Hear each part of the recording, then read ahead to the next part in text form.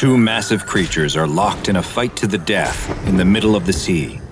Destroyers, cruisers, and battleships fire special weapons and harpoons at one of the creatures, attempting to help turn the tide in favor of one.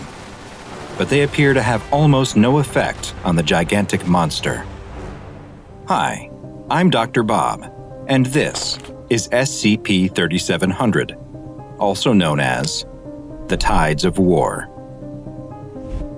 SCP-3700 is what the SCP Foundation has labeled an 800-kilometer circular area in the North Sea, located southeast of Iceland and north of the United Kingdom.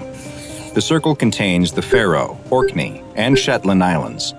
The seafloor is abnormally deep in this area, at roughly 5 kilometers below the ocean surface, roughly 20 times deeper than the rest of the North Sea. SCP-3700 experiences all kinds of strange, anomalous activity, including extreme weather and geological events. These are caused by the interaction between two separate entities, which have been designated as SCP-3700-1 and SCP-3700-2.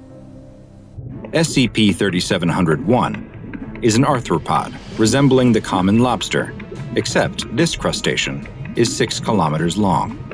It has a variety of blue, yellow, pink, and red markings carved into its carapace that resembles a woman's face. It has 6 arm-like limbs, 4 of which have claws, with 2 having club-like appendages on the end, and 8 legs. It also has 4 orange eyes at the end of stalks.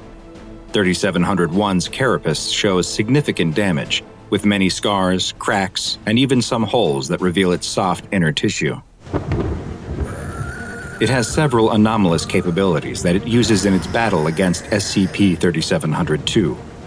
Its 2 club-like appendages are capable of striking, but they also produce a cavitation bubble that generates a force equal to several tons of dynamite, similar to what the mantis shrimp is able to do, but on a much larger scale. 2 of its eyes are able to project concentrated blasts of gamma radiation, and it's able to stop storms or other weather phenomena. Despite being 6 kilometers long, 3700-1 can reach speeds faster than 100 kilometers per hour, and has even shown the ability to demanifest and disappear if it doesn't locate SCP-3700-2 within roughly 15 days after appearing. SCP-3700-1 appears to be friendly in nature and shows some small signs of intelligence. When accompanied by Foundation ships, it will either ignore them or provide a small amount of aid by helping to move disabled craft away from danger. After appearing, it travels the full 800-kilometer area of SCP-3700 in a spiral pattern from the center out toward the edge. Interestingly, the center is the exact center point between the 3 island chains located within the circle, and is home to numerous shipwrecks. Since being first discovered by the Foundation in 1922, 3700-1 has slowed down considerably in its movement and has lost a significant amount of mass. It was first measured at a length of 16 kilometers, a full 10 kilometers longer than its current state. It also appears weaker and seems to be having a much harder time subduing SCP-3700-2. SCP-3700-2, on the other hand, looks like it belongs to the family of ray-finned fish and has an appearance that closely resembles the pelican eel, except that it has 13 appendages encircling the middle section of its body. These appendages look like the tentacles of an octopus, complete with suckers, and can tuck them into its body when not in use. 3700-2 is currently 32 kilometers long, and opposite to SCP-3700-1, it is growing larger, having only been 300 meters long when first identified in 1945. Most of that length is the creature's whip-like tail that ends in a sharpened point. It's currently roughly 1 kilometer wide at its largest point, and each of its 13 tentacles is around 60 meters long. Its most distinctive feature is its massive mouth, which can open up almost 3 kilometers wide. 3700-2 is black in color, with white, purple, and red bioluminescent lines that resemble a man's face on either side of its torso. SCP-3700-2 can create sudden changes in the weather, generating huge storms and Category 5 hurricanes, as well as massive whirlpools that suck in any vessel within 150 meters, before grabbing them with its tentacles and tearing them apart. It's also able to produce high-energy sound waves and streams of blue fire from its mouth that it uses to destroy close-range targets. SCP-3700 appears at random locations within the 800-kilometer area, except during the spring and autumn equinoxes, when it appears at the exact center of SCP-3700. It stays submerged unless it encounters 3701 or another object, and will demanifest roughly 15 days after first appearing. It's extremely hostile to any creature or object that approaches it, and has even been witnessed destroying entire pods of whales. Conventional weapons have no effect on it, and even special anomalous weapons used by the Foundation have only had a moderate effect. Only 3701 has so far been able to subdue it. When SCP-3701 and 3702 do meet each other, they will engage in a prolonged fight, with each attempting to temporarily kill or subdue the other. Historically, the winner of each contest would swap depending on which half of the year it was, with 3701 consistently winning during the Northern Hemisphere's spring and summer, and 3702 winning during the fall and winter. However, since the Foundation has begun implementing containment procedures, SCP-3701 has won the last 64 cycles in a row. A number of changes happen when one of the creatures wins. When 3701 is successful, major storms in the area immediately cease, crop yields double, and local oceanic life increases their reproductive rates by a factor of 3. This can lead to dead zones forming from the overpopulation of certain species of zooplankton. Erosion rates on the islands also increase by a factor of 5, which has led to the Foundation needing to bring in large amounts of dirt and sand in an attempt to combat it. When SCP-3702 wins and subdues or kills 3701, the weather becomes very dangerous, with powerful hurricanes and rapid temperature changes that can range from below 0 to over 28 degrees Celsius, capable of causing massive damage to buildings and huge losses of life. Travel by sea becomes extremely difficult due to huge waves and storm surges, making it difficult for supplies to reach the islands. Ocean food sources are driven from the area, and crop yields are reduced. Following its victory, 3702 does not demanifest, and instead continues to patrol the area and attack vessels, and will even approach the islands themselves. Foundation Naval Task Force Delta 7, nicknamed Northern Storm, is tasked with locating and assisting SCP-3701 in its struggle against 3702. Purchased from the United States military, it consists of 13 destroyers, 5 cruisers, and 15 smaller support craft. When Delta 7 locates SCP-3701, it will often acknowledge their presence by raising 2 of its claws into the air and clicking them while making a low, rumbling noise with its mouth. Delta 7 then accompanies SCP-3701 as it patrols its 800-kilometer area for 3702. Once the two meet, Delta 7 engages in Protocol Winter Maelstrom, where the destroyers shoot harpoon-based anchors into 3702's head, before moving in a circular pattern while they and battleships fire on it to ensure it can't orient itself. The cruisers, meanwhile, attempt to draw its attention by firing and moving in a serpentine pattern at a distance of 300 meters. The two creatures will battle, blasting each other with gamma radiation and powerful sound waves. They whip, bite, and club each other, cracking armor and ripping off tentacles and other appendages, until one finally stops moving and dissolves into the sea. Should SCP-3702 be successful in defeating 3701, then Project Tumult is activated, and the following procedures must take place. First, there is an immediate evacuation of all naval and civilian craft from the 800-kilometer zone. Next, all trade and ferry routes are stopped or rerouted for at least 6 months, and land-based aquatic defenses are activated. Aerial craft will continue to monitor and engage with 3702, while others continue to look for a reappearance of SCP-3701. Since it appears that SCP-3701 continues to physically degrade, and with the exact opposite being true for 3702, it's been proposed to let 3702 win and subdue 3701 twice every 5 years, despite the terrible effect on locals in the area. Though this plan has yet to be approved, It may be the only chance to stop 3702 from becoming so strong that 3701 is never able to defeat it again. It's a quiet day in a small American town. It's warm, with a slight breeze. A calm, simple Sunday, just like so many others. Very few people set their alarms, and most are still asleep at 8 a.m. It's the kind of town where everyone knows and trusts everyone else. After all, what are good neighbors for? While his wife still sleeps back in their modest home, a retired man in his mid-60s decides to start the day off right. With a rod in one hand and a tackle box in the other, he makes his way down the side of a grassy embankment towards his favorite fishing spot along the local river. He's even got a pair of neatly cut sandwiches in an old-fashioned metal lunch pail, the picture of small-town bliss. But something he sees stops him in his tracks. Something large, floating in the water. He freezes. He wants to write it off as driftwood or some trash that someone has thrown into the river, but in his heart of hearts, he knows better than that. What's floating in the water is a human corpse. Not long after, the local sheriff's department is on the scene, dredging the body out of the water. It's about as small and underfunded as you can expect for a group of police officers from a place where nothing ever seems to happen. There hadn't been a murder in this quaint little burg in years. When they turn over the body, it isn't hard to make a positive ID.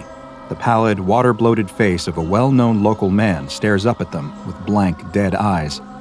Some in attendance gasp at the sight of it. It had been years since the last murder in town, but when that last murder had occurred, the prime suspect had been this very same man. 10 years prior, he had been a successful local mechanic, but that all changed when his wife turned up dead in a field, her face caved in by some kind of heavy bludgeoning instrument. It was a brutal crime, the most horrific the town had ever seen. Reporters traveled in from all over the state to cover it, and that's when the web of secrets tied around this one tragic incident began to truly unravel. It was an open secret in town that the man and his wife weren't exactly on the fondest of terms. He was known for having affairs with women half his age. Rumor had it that his wife was tired of being betrayed and humiliated by her good-for-nothing, philandering husband, and was finally going to break it off. With the knowledge of his infidelity being so public, she'd take him for all he was worth in divorce court. And it wasn't long after these rumors began that she turned up dead. Soon, fingers were pointed, most of them, naturally, in the man's direction. He lawyered up and denied every charge, but in the court of public opinion, he'd already been convicted. That, however, was the only court he'd ever be convicted in. Despite the wealth of circumstantial evidence, there wasn't enough to convict him of his wife's killing. He was acquitted of all charges and went free, despite his reputation in town taking a severe dive. In the next few years, he'd marry one of his very young mistresses, and the news story would fade away back into the darkness of small-town rumors and hearsay. The murder of his wife would remain forever unsolved. With all the context in mind, the fishermen, a few locals, and a handful of police officers stare down at the dead face of the man, his soaked body sprawled out on the riverbank. A police deputy uses a gloved hand to tilt his head upward slightly, revealing the long, deep wound in his throat, carved so deep it cuts to bone. His throat had been slashed, and whoever had done it had been extremely thorough.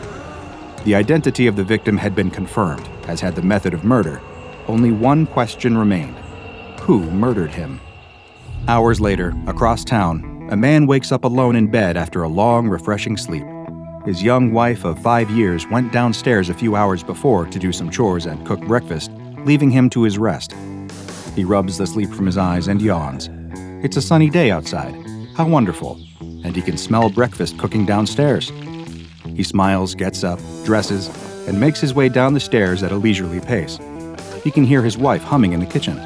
As he passes the threshold, he calls her name, and she freezes up. Her body shakes slightly. Is that fear? He doesn't understand. He steps closer. Suddenly, she turns and screams at him, like he's an intruder wearing a ski mask and holding out a knife. He tells her that it's just him, that everything is fine. He begs her to explain what's going on. Instead, she asks what he's doing in her house and threatens to call the police. He has no idea what's going on. He takes another step forward, and she reacts severely. His young wife grabs the handle of her frying pan and swings it, hitting him as sausages and hot oil fly through the air. He shrieks in a mix of pain, shock, and pure terror before running out of the room. What is happening? Has his wife lost her mind? He needs to get help immediately. He rushes out of his house, but when he reaches the street outside, he finds no safety or comfort, only confused, judgmental stares from his supposed neighbors. They all turn to look at him with the exact same expression as his wife, a look that says, "Who are you?" As he continues to run, calling for help and fighting back the pain of his oil-scalded skin, he just gets more of those same stares from everyone he encounters. They look at him like he's some kind of raving madman, not someone who'd just been the victim of a random and brutal domestic assault. And yet, back at his home, his wife is already calling the local police to tell them about the stranger who'd just broken into her house and tried to attack her. The sheriff's department deputy on the other end of the line can't believe what he's hearing. A man turns up dead in the local river, and before they can even give his wife the news, she's calling to report that a stranger had tried to attack her in her own home. Could it be any more obvious that this stranger was the one behind her husband's murder? Given that everyone knows everyone in a town like this, it stands to reason that her husband's killer and his wife's home invader must have come from out of town, perhaps a drifter or someone her husband had owed money to. Given the kind of person he was, it was no surprise that he'd burned some kind of bridge badly enough that someone out there would want him dead and act on that desire. Case closed. All that was left to do now was catch this violent madman and bring him to justice before he could hurt anyone else. What kind of justice would they give him exactly? Well, they could decide on the particulars later. As the man continues his frantic run across town, searching in vain for anybody to come to his aid, rumors begin to spread through town. After all, in a place where everyone knows everyone, people have a tendency to talk. It doesn't take long for half of the town to hear about the local man who'd been found dead in the river with his throat slashed open, that the same maniac that killed him had made an attempt on his young wife's life, and she just barely managed to fight him off, that the murderer had come in from out of town, and that now he was running through the streets, babbling like a psychopath. It doesn't take long for a consensus to form. It's clear that, if left to his own devices, this outsider will only hurt more people. Who will it be next? It could be any of them. The townsfolk feel afraid, upset, unsafe, but most of all, they feel paranoid. The shadow of the maniac seems to be lurking around every corner. If they want to keep themselves safe and avenge the death of the poor man in the river, they'll need to take justice into their own hands, or this intruder could completely upend their town's quiet life. It's the only way. They unlock their gun safes and arm themselves with shotguns, handguns, and rifles. Those without guns grab bats, hammers, and knives. Some grab shovels and pitchforks from their tool sheds. This loose maniac may be dangerous, but they have numbers on their side. Together, they'll find him and give him what he deserves. The man is still running through the streets, in pain, wondering where everyone has gone. His life is falling apart around him, and he doesn't even know why. Is this all a nightmare? Is he going insane? Before long, he can hear footsteps. People are approaching in groups, yelling, chanting. He sees a crowd turn a nearby corner and stare. Guns, knives, literal pitchforks and torches. Wide, bulging eyes and boring teeth. Someone points at him and barks, "There he is! Get him!" That's when he realizes that, for some reason, these maniacs have it in for him too. He turns tail and begins to run. He hasn't gone insane. Everyone else has. He can hear the thundering of their many footsteps chasing him. He ducks and screams as gunshots ring out, whizzing past him. Some even throw rocks. All these people. This isn't fear. This is pure, undiluted rage. They want to kill him in the street in broad daylight. He hears some of them screaming, "Murderer! Murderer will get you!" In his terrified mind, he wonders, is this what this is all about? His first wife? He'd been acquitted. It was so many years ago. Why would they all turn on him? Why now? Relief swells and washes over him when he sees a police cruiser making its way towards him from the other end of the street. They'd save him from these bloodthirsty maniacs. The car comes to a stop, and a pair of familiar police officers step out. They seem oddly calm given the situation. The man approaches, trying to plead with him through a throat racked by pain, exhaustion, and terror. The mob is hot on his heels now. He needs help. He desperately needs help.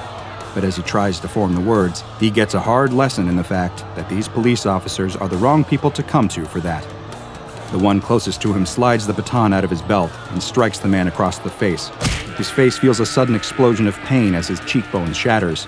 Before he can even register what's going on, the other officer strikes the back of his leg with his baton, and he crumbles to the ground. The two of them begin beating him relentlessly while he begs for mercy through broken teeth, and it's not long until the rest of the mob catches up and surrounds him. With a final strike to the face, everything goes black. When he opens his eyes, it's nighttime, and he can feel something constricting his wrists and neck. Heavy ropes cut into his skin. His hands are bound, and there's a noose around his neck, the other end tied to a branch of a tree above him. His feet teeter precariously on a stool below. The rope has no slack. He's surrounded by the townspeople, all armed and staring hatefully at him. The only light comes from their burning torches.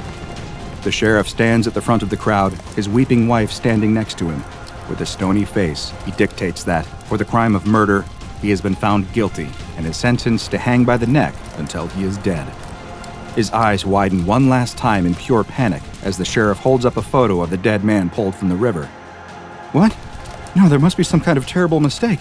I didn't kill that man. I am that man. I swear, please. But before he can even form the words, his own wife steps forward and kicks out the stool from under his feet. While this story of fear, paranoia, mob mentality, and unspeakable violence may seem as sadly natural and human as breathing air, the spark that ignited this tinderbox was decidedly inhuman. This is SCP-3852, also known as Small Town Justice. First, meet SCP-3852-1. No matter what your gut feeling may be, I assure you that you do not recognize him. He's an unidentified male corpse, and also an intrinsic factor in the SCP-3852 phenomenon. There are many SCP-3852-1 instances, and all of them are physically and biologically identical. And if ever you encounter one of them, unless the SCP Foundation can intervene in time, something terrible will happen. To put it simply, one of these unidentified corpses will manifest within the bounds of a small town or village typical with a population of over 2,000 people on the East Coast or in the Midwest of the United States. Upon someone seeing the SCP-3852-1 corpse, the SCP-3852 phenomenon will begin. Despite having no internal or external injuries in an objective sense, the victims of its anomalous effects will believe that it is a person from their town who has been recently murdered, despite the fact that this victim is very much alive in town. While initially it was believed that the selection of the victim, dubbed SCP-3852-2, was entirely random, as more and more SCP-3852 incidents popped up since the first was recorded in 1978, a pattern began to emerge. It was discovered that the victims were all people who were believed to have committed some serious or repeated crimes in the past, but who were acquitted or otherwise cleared of charges. But when the phenomenon begins, a frightening switch occurs. While the body will take on the identity of the victim for a number of the township's citizens, the actual victim will become a depersonalized stranger, an outsider, someone to be looked upon with active suspicion that soon grows into paranoia and eventually uncontrollable rage and bloodlust. But the fury of the mob being directed at one person is one thing. A town being dragged into what seems like an outright civil war is quite another. The mob will arm themselves and go on the hunt for the accused. During the process, if anyone in town attempts to stop them, such as when individuals try to stand up on behalf of the accused, encouraging the mob to exercise caution and approach the situation rationally, as happens in many SCP-3852 events, they too will become perceived differently. It is estimated that between 11 and 27% of the affected community will not be swayed to join the vigilante group, and when they refute the accusations, they will be accused of trying to impede the course of justice. When the violence eventually breaks out, though, as it always does, they will not be spared. When the victim that started it all is finally found, they will be violently executed, at which point the townsfolk will all begin behaving normally and life will resume once more as if nothing ever happened. In the aftermath, people will give inconsistent accounts of what occurred, but none will experience any long-term traumatic effects from taking part in or witnessing the violence. Since the phenomenon was first noted back in 1978, the SCP Foundation has recorded 16 different SCP-3852 incidents, some of which have been appended to the official files for expository purposes. One such event, labeled EV-3852-07F3T, is the very first that the Foundation encountered. During this 3852 event, which occurred in a small town in Indiana, 368 people were brought under the thrall of the anomaly's effects when the SCP-3852-1 body was encountered in the town square just after sunrise and was identified as belonging to a 28-year-old local unemployed man named Glenn. It didn't take long for the citizens to turn on the still-living Glenn, causing the poor young man to try and flee from the hundreds of people baying for his blood. He was eventually overtaken by the townsfolk while trying to cross a river and escape from the town. He was pulled from the river and beaten viciously. He was then dragged back into the town square and hanged for his perceived crime of murdering himself. The SCP Foundation managed to recover the anomalous SCP-3852-1 corpse before questioning the remaining townsfolk and administering amnestics. An even worse event occurred 18 years later in Ohio, recorded as EV-3852-15C1K. This time, 572 people were affected by SCP-3852 when the body of a controversial local man named Hector was discovered in a nearby schoolyard. Hector was a former factory worker until he was involved in a drunk driving incident which resulted in another driver dying and left Hector paralyzed from the waist down. When the body was found, suspicion of course immediately fell upon the real Hector for the crime. When roughly 23% of the community objected to these accusations, they also became targets of the violent mob intent on taking Hector's life out of their twisted sense of justice. When later interviewing one of the mob's ringleaders, a 52-year-old named Matthew Escott, the Foundation discovered that neither him nor any of the other mob members noticed the strange coincidence that Hector's killer was also a paraplegic man of about the same size and build as Hector. As predicted, nobody involved seemed to carry any guilt or even full awareness of what they'd carried out in pursuit of justice. Hector and those who were attempting to defend him were chased into an abandoned barn on the edge of town for a final standoff. The mob dragged out Hector and his defenders and brutally murdered them all. MTF Epsilon 6, also known as the Village Idiots, a group specializing in small-town anomalies, was called in to retrieve the SCP-3852-1 body and clean up the mess in the aftermath. Incidentally, a video of the carnage was somehow leaked onto the video-sharing website YouTube some years later, causing a containment fiasco for the Foundation. The investigation into the cameraman who filmed and presumably uploaded the video is ongoing, and any information you may have into their identity should be reported to the nearest Foundation agent so that they can be properly debriefed. SCP-3852 is an incredibly insidious anomaly because even in the most desirable scenario possible, at least one person is doomed to die. In order for the town to be pacified and released from the anomalous effects of SCP-3852, the victim designated SCP-3852-2 must be neutralized. There simply appears to be no other way.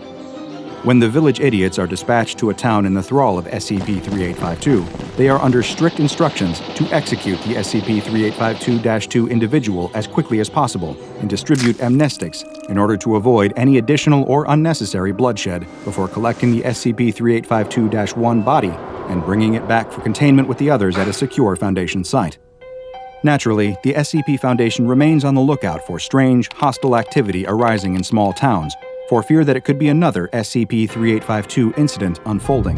There is no way of predicting where the anomaly will strike next, given that anywhere with a population over 2,000 on the East Coast or in the Midwest is vulnerable to its influence. As such, it has been given the Keter class to reflect the challenges it poses to reliable containment.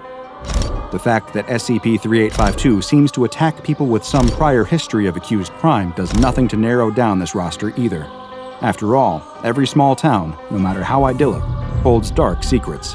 SCP-3852 just provides a way to bring those secrets into the light. Two recreational divers are swimming along the seafloor nearly 100 feet below the surface. This husband and wife duo are no strangers to scuba diving, and they move effortlessly through the water as they marvel at the various fish and plant life that normally remain unseen by humans. The woman taps her husband on the shoulder and points in the direction of a forest of kelp before starting to swim towards it. The man is about to follow when he sees something out of the corner of his eye. He stops and turns to get a better look. A few dozen meters away is a group of people. The man is confused. He looks back towards his wife, who is motioning for him to follow her. He raises a single finger as if to say, "I'll be with you in a minute," and starts to swim in the direction of the strange crowd of people standing on the seafloor. He still can't make out exactly what he's looking at. A light current is causing silt to kick up and hang in the air, obscuring his view. As he gets closer, though, everything becomes clear. It really is a group of people, standing perfectly still, 30 meters underwater. But they aren't living people, of course. They are statues. The man can see now that these are statues of children.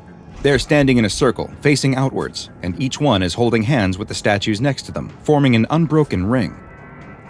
He swims closer to get a better look. The statues are covered in algae and other plant life.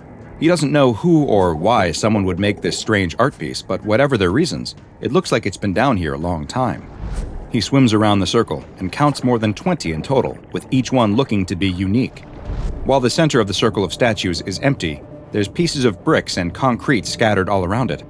There used to be something down here, a building or some kind of structure that once housed the statues and has now collapsed. It seems impossible that anything could have ever been built down here. He looks back in the direction of his wife, but he can't see her. She must be somewhere along the kelp investigating her own mysteries. He's about to head in her direction when he notices something. The inside of the circle isn't empty. Something is inside, sticking out of the sand. He swims up above the ring to get a better look. There's definitely something buried in the circle of statues. He can see now that it is the corner of what looks to be a metal box. He swims down closer to the box and reaches a hand out towards it, when he suddenly stops and looks up. The woman swims out of the dense kelp forest carrying a brightly colored shell. She can't wait to show her husband how beautiful it is. She looks around, but there's no sign of him. She looks in the direction that he swam and spots the same strange group of people that he did. As she swims towards them, she also quickly realizes that these are just statues. Very odd ones, but statues nonetheless. She also notices the rubble that surrounds them. The broken chunks of concrete, bricks, some bones. Wait, bones? That's when she spots something else lying on the ocean floor just outside the ring of statues. It's her husband's scuba tank, with his shattered mask resting on top.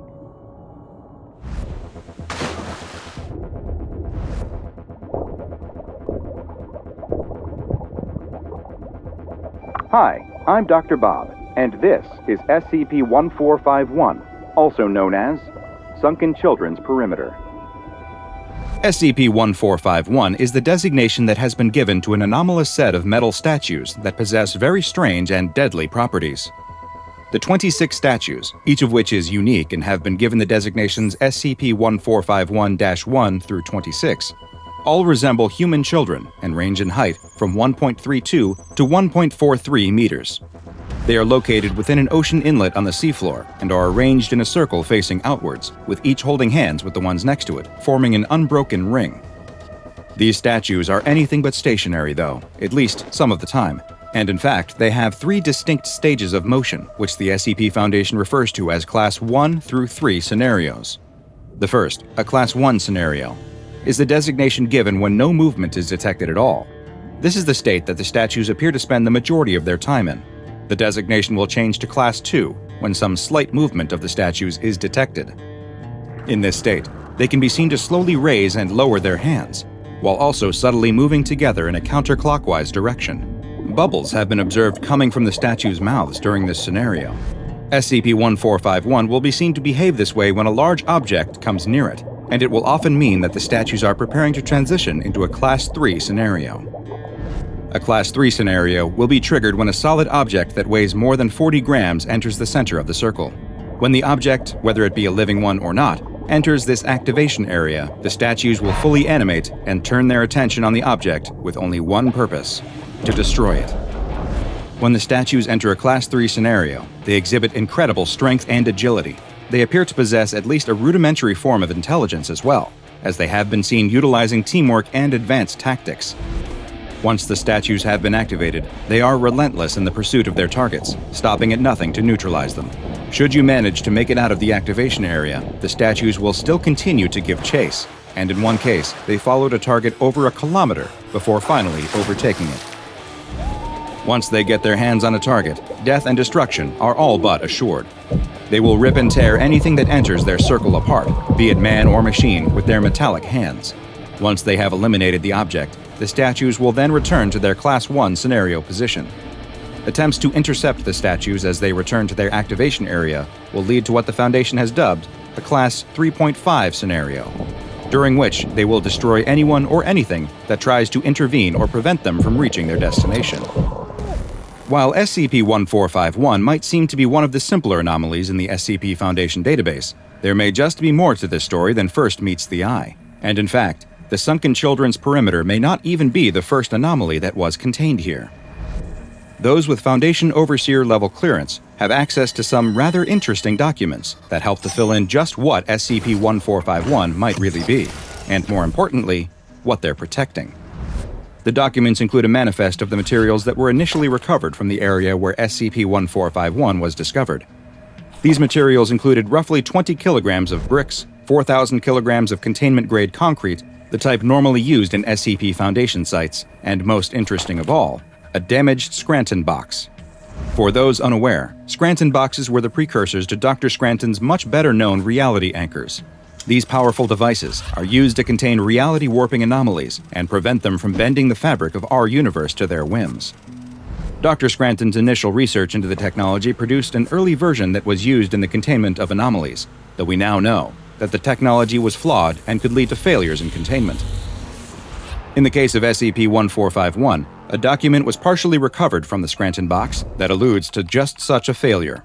In this instance, a powerful Euclid-class reality warper was being held at Area 56, a location that the Foundation has no record of ever having existed. The corrupted file seems to suggest that the reality-warping SCP's primary anomalous attribute was that things it believed to be real would become real. If it misconceived reality in any way, its anomalous abilities would force that misconception to become actual reality. For example, after the anomalous entity referred to an agent assigned to its containment as a child, the agent was at risk of undergoing various physical and mental changes to truly become a child.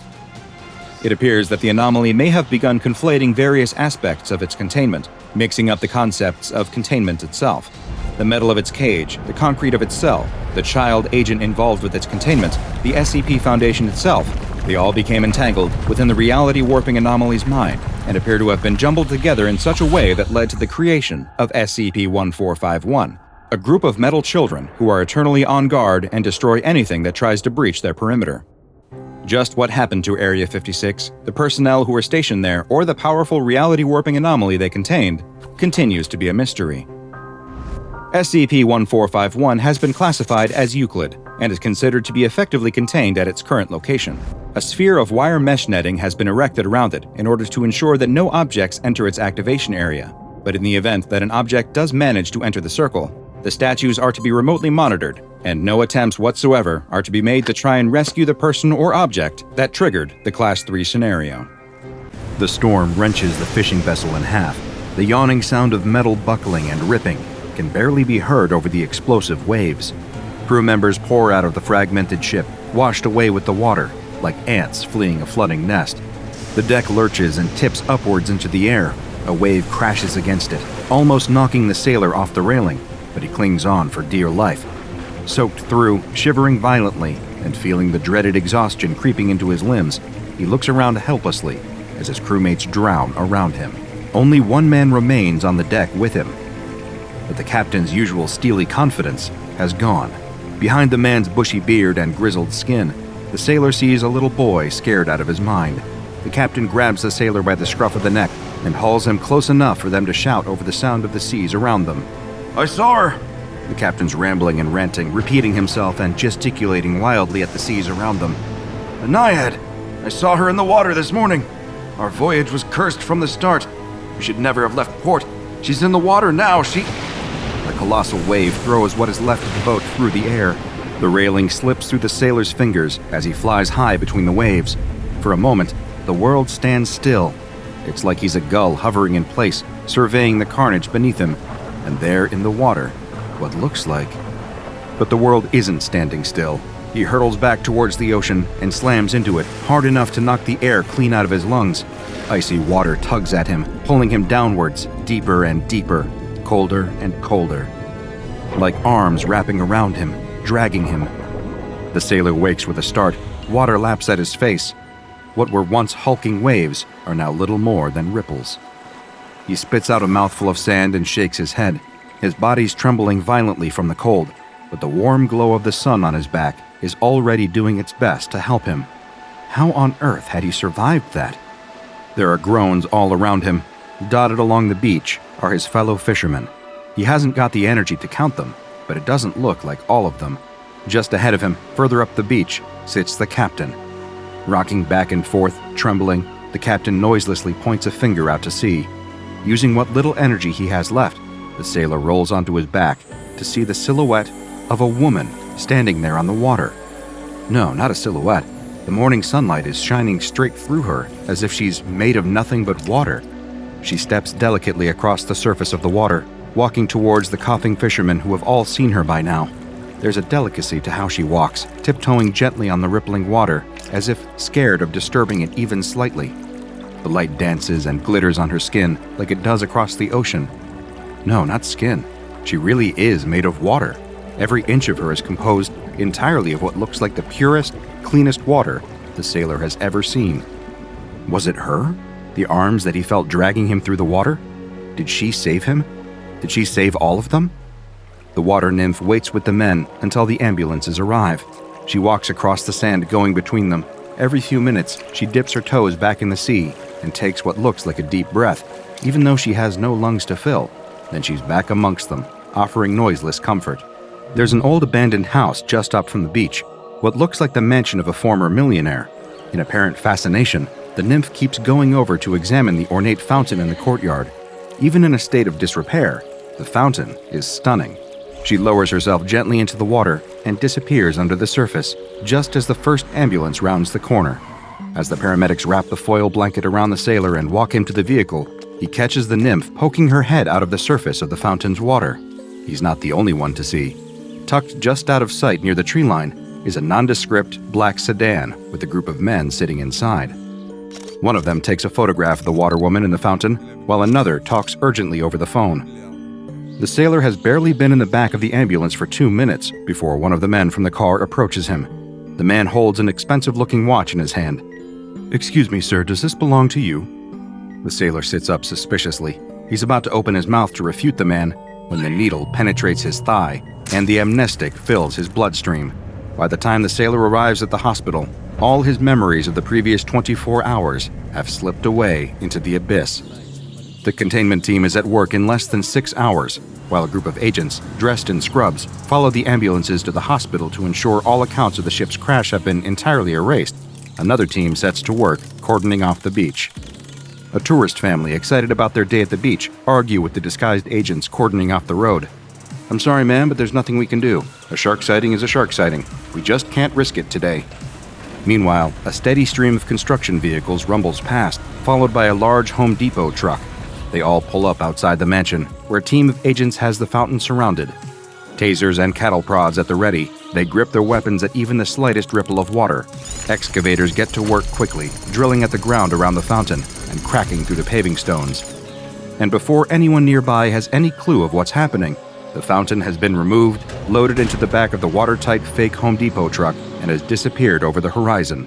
The water nymph refuses to poke her head out of the water the whole way. The world around her is dark and dry. It shakes and rumbles for hours. The beautiful fountain she'd climbed into just a few hours earlier now feels tiny. There's barely enough water in here for her to swim in a circle. She'd always observed these strange-looking vehicles from a distance, lifting her eyes up above the waves for a few minutes to watch them crawling along the dark roads with their 18 wheels. She'd always wondered what was inside all of them, with their colorful paints and strange names. At least she now has some idea of what Home Depot does. Part of their business model evidently involves kidnapping. To stop the panic rising up too high in her chest, the water nymph focuses on stilling the water in the fountain. All of the bumps and turns in the road, she focuses all her energy on holding all the water in place and keeping it level. If the water around her is still, maybe she won't feel so scared. It isn't really working. But at least her precious little amount of fresh water isn't spilling out all over the watertight inside of the container. She's just about convinced herself that she's used to her cage when it suddenly stops. The rumble sound cuts out, the shaking stops, and voices somewhere outside discuss what to do with her, saying words like containment protocol, initial testing, and security measures. The water nymph dips her head back below the surface of the water as the rear doors open. She's going to make the most of this. That's what she's decided. Having spent all her life underwater, observing the humans from afar, she'd always dreamed of one day meeting one. There had been moments, sure, times when she'd wave at a child on the deck of a ferry or guide a ship through the fog, but up close? Never. They look funny, these people. When you see them up close, they're such strange colors, so fleshy and hairy. It's bizarre not being able to see through them. How are they supposed to swim?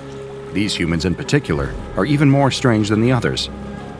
Dressed in long white coats, always walking around with clipboards and strange little devices that light up and make sounds when they poke them. She wonders if they get sick of having their legs stuck to the ground all the time. What if they see something interesting floating above them? They can't just swim upwards. They need to get on one of those plane things. This will be fun, getting to meet real people for the first time. She keeps telling herself that because if she doesn't, it all becomes too scary. They haven't put her back in the sea, a river, or even a pool. They've just kept her in her fountain. It sits right in the middle of a brightly lit chamber. 4 white walls, a white ceiling, and a white floor. 1 white door. The lights are always on, the temperature always the same. For days and days, she just sits in her fountain, alone. Occasionally, one of the humans will come in wearing a big rubber suit. They look totally ridiculous. Taking big, slow steps, they'll approach her fountain. The first time, she jumped up out of the water to greet the human, doing her best to wave like she's seen them do to each other. But the human immediately turned around and ran back out of the chamber. So next time, she was slow and gentle, raising both her hands innocently and letting the human approach without doing anything. The human lowered some kind of glass container into the water in her fountain and took some of the water away. He must have been thirsty. She's seen the humans get like that sometimes. How they're not thirsty all the time, she has no clue. It doesn't look like there's a drop of water anywhere in them, except for their eyes. She tries to catch the human's eye as he leaves, but he just walks straight out of her chamber, carrying away the little container of water. But this time, she has an idea. She waits patiently for a few days, waiting for another one of the humans to come and see her. It's hard to tell how much time has passed because it's always sunny in here, but it must have been a few days by now. Sure enough, the door opens, and a human in another big rubber costume comes in. She rises out of the water slowly so as not to scare them and lets her form melt and shift. Feeling her body flow into a different shape, she does her best to copy the human's big rubber suit. She's practiced this for years in the sea, copying the shapes of different humans she sees. The human stops walking and stares at her. She tries to wave again.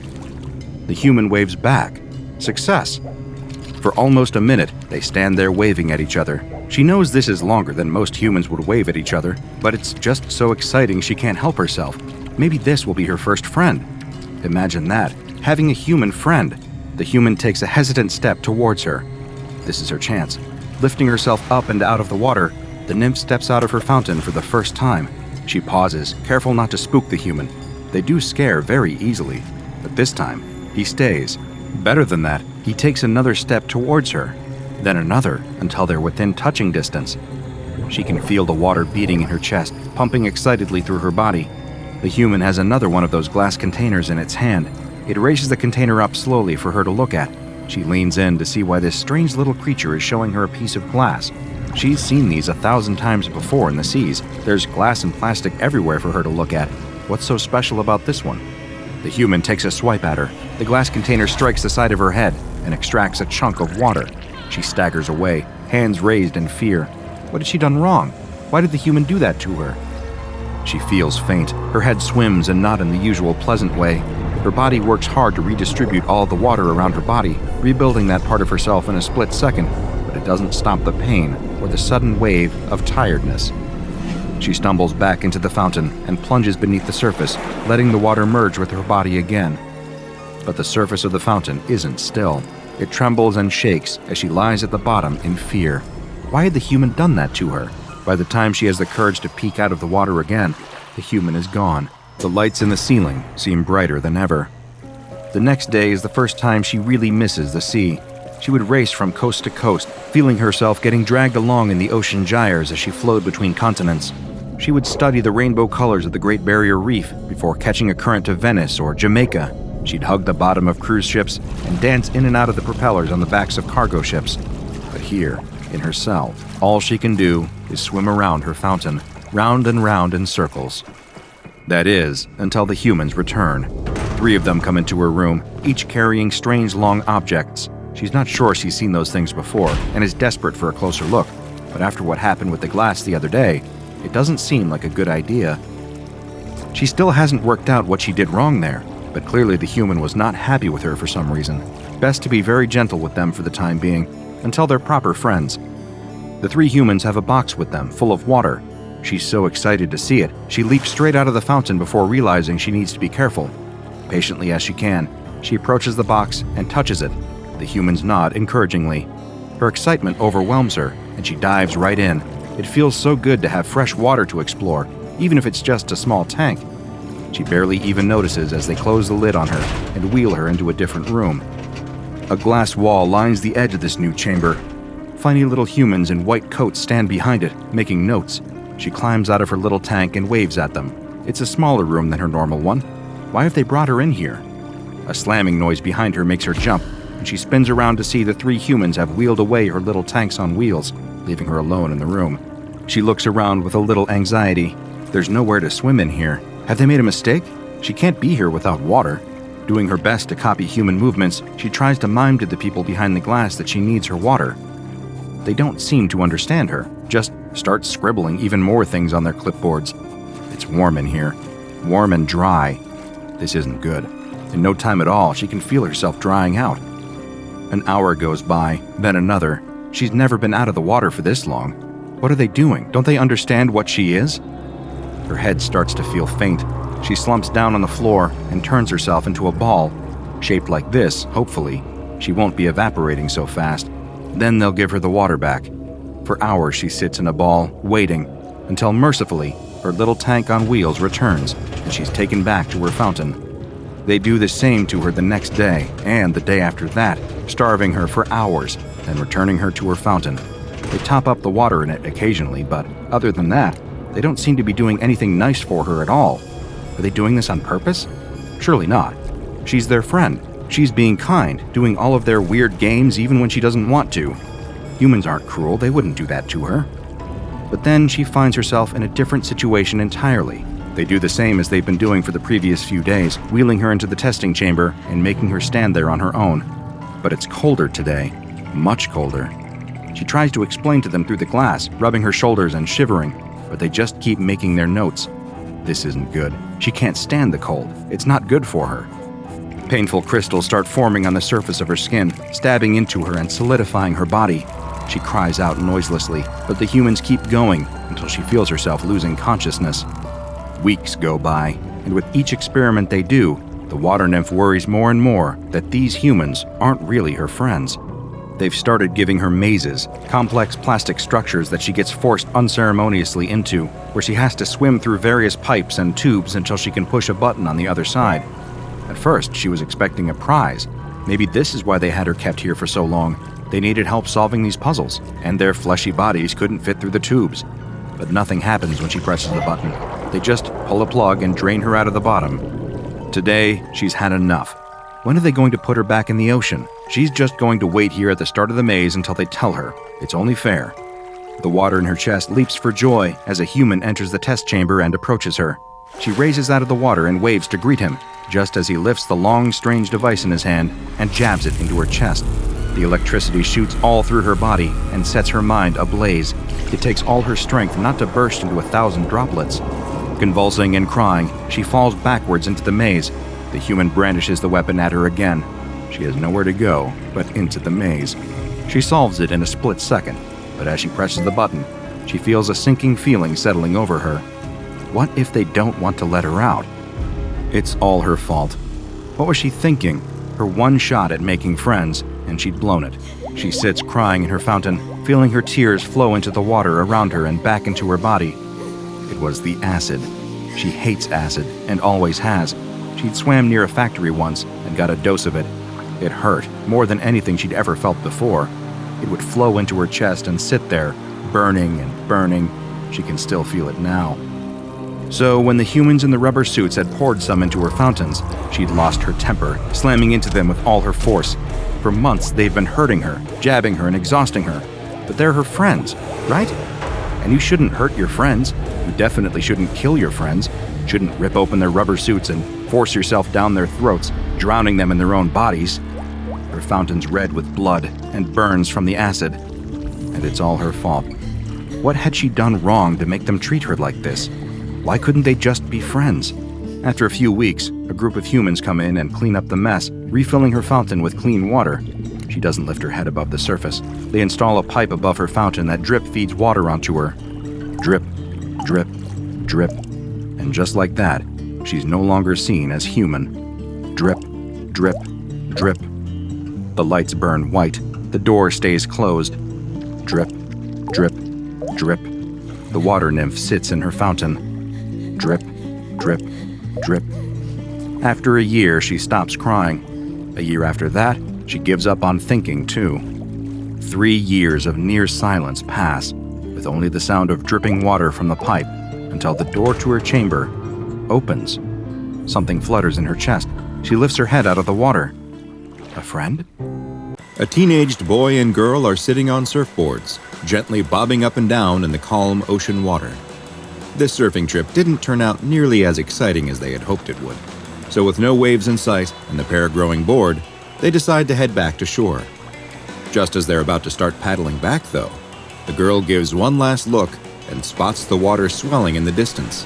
She calls out for her friend to stop. It's just what they've been waiting for. Waves are coming in, and big ones too. They can see that they're going to break at the perfect time. Maybe this trip will turn out to be a good one after all. The boy tells the girl that she can have the first one, and she starts paddling to catch it. She pops up on her board just as the wave breaks, riding it expertly towards the shore, as the boy does the same on his own behind her. They have a great time, riding wave after wave, each one coming in bigger and stronger than the last. The girl starts to worry, though, that they might be getting too big and fast.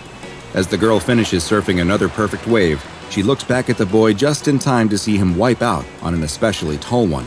He and his board are pulled beneath the water, and both disappear under the breaking wave. She hops off her own board and stands in the waist-deep water, watching for her friend to emerge.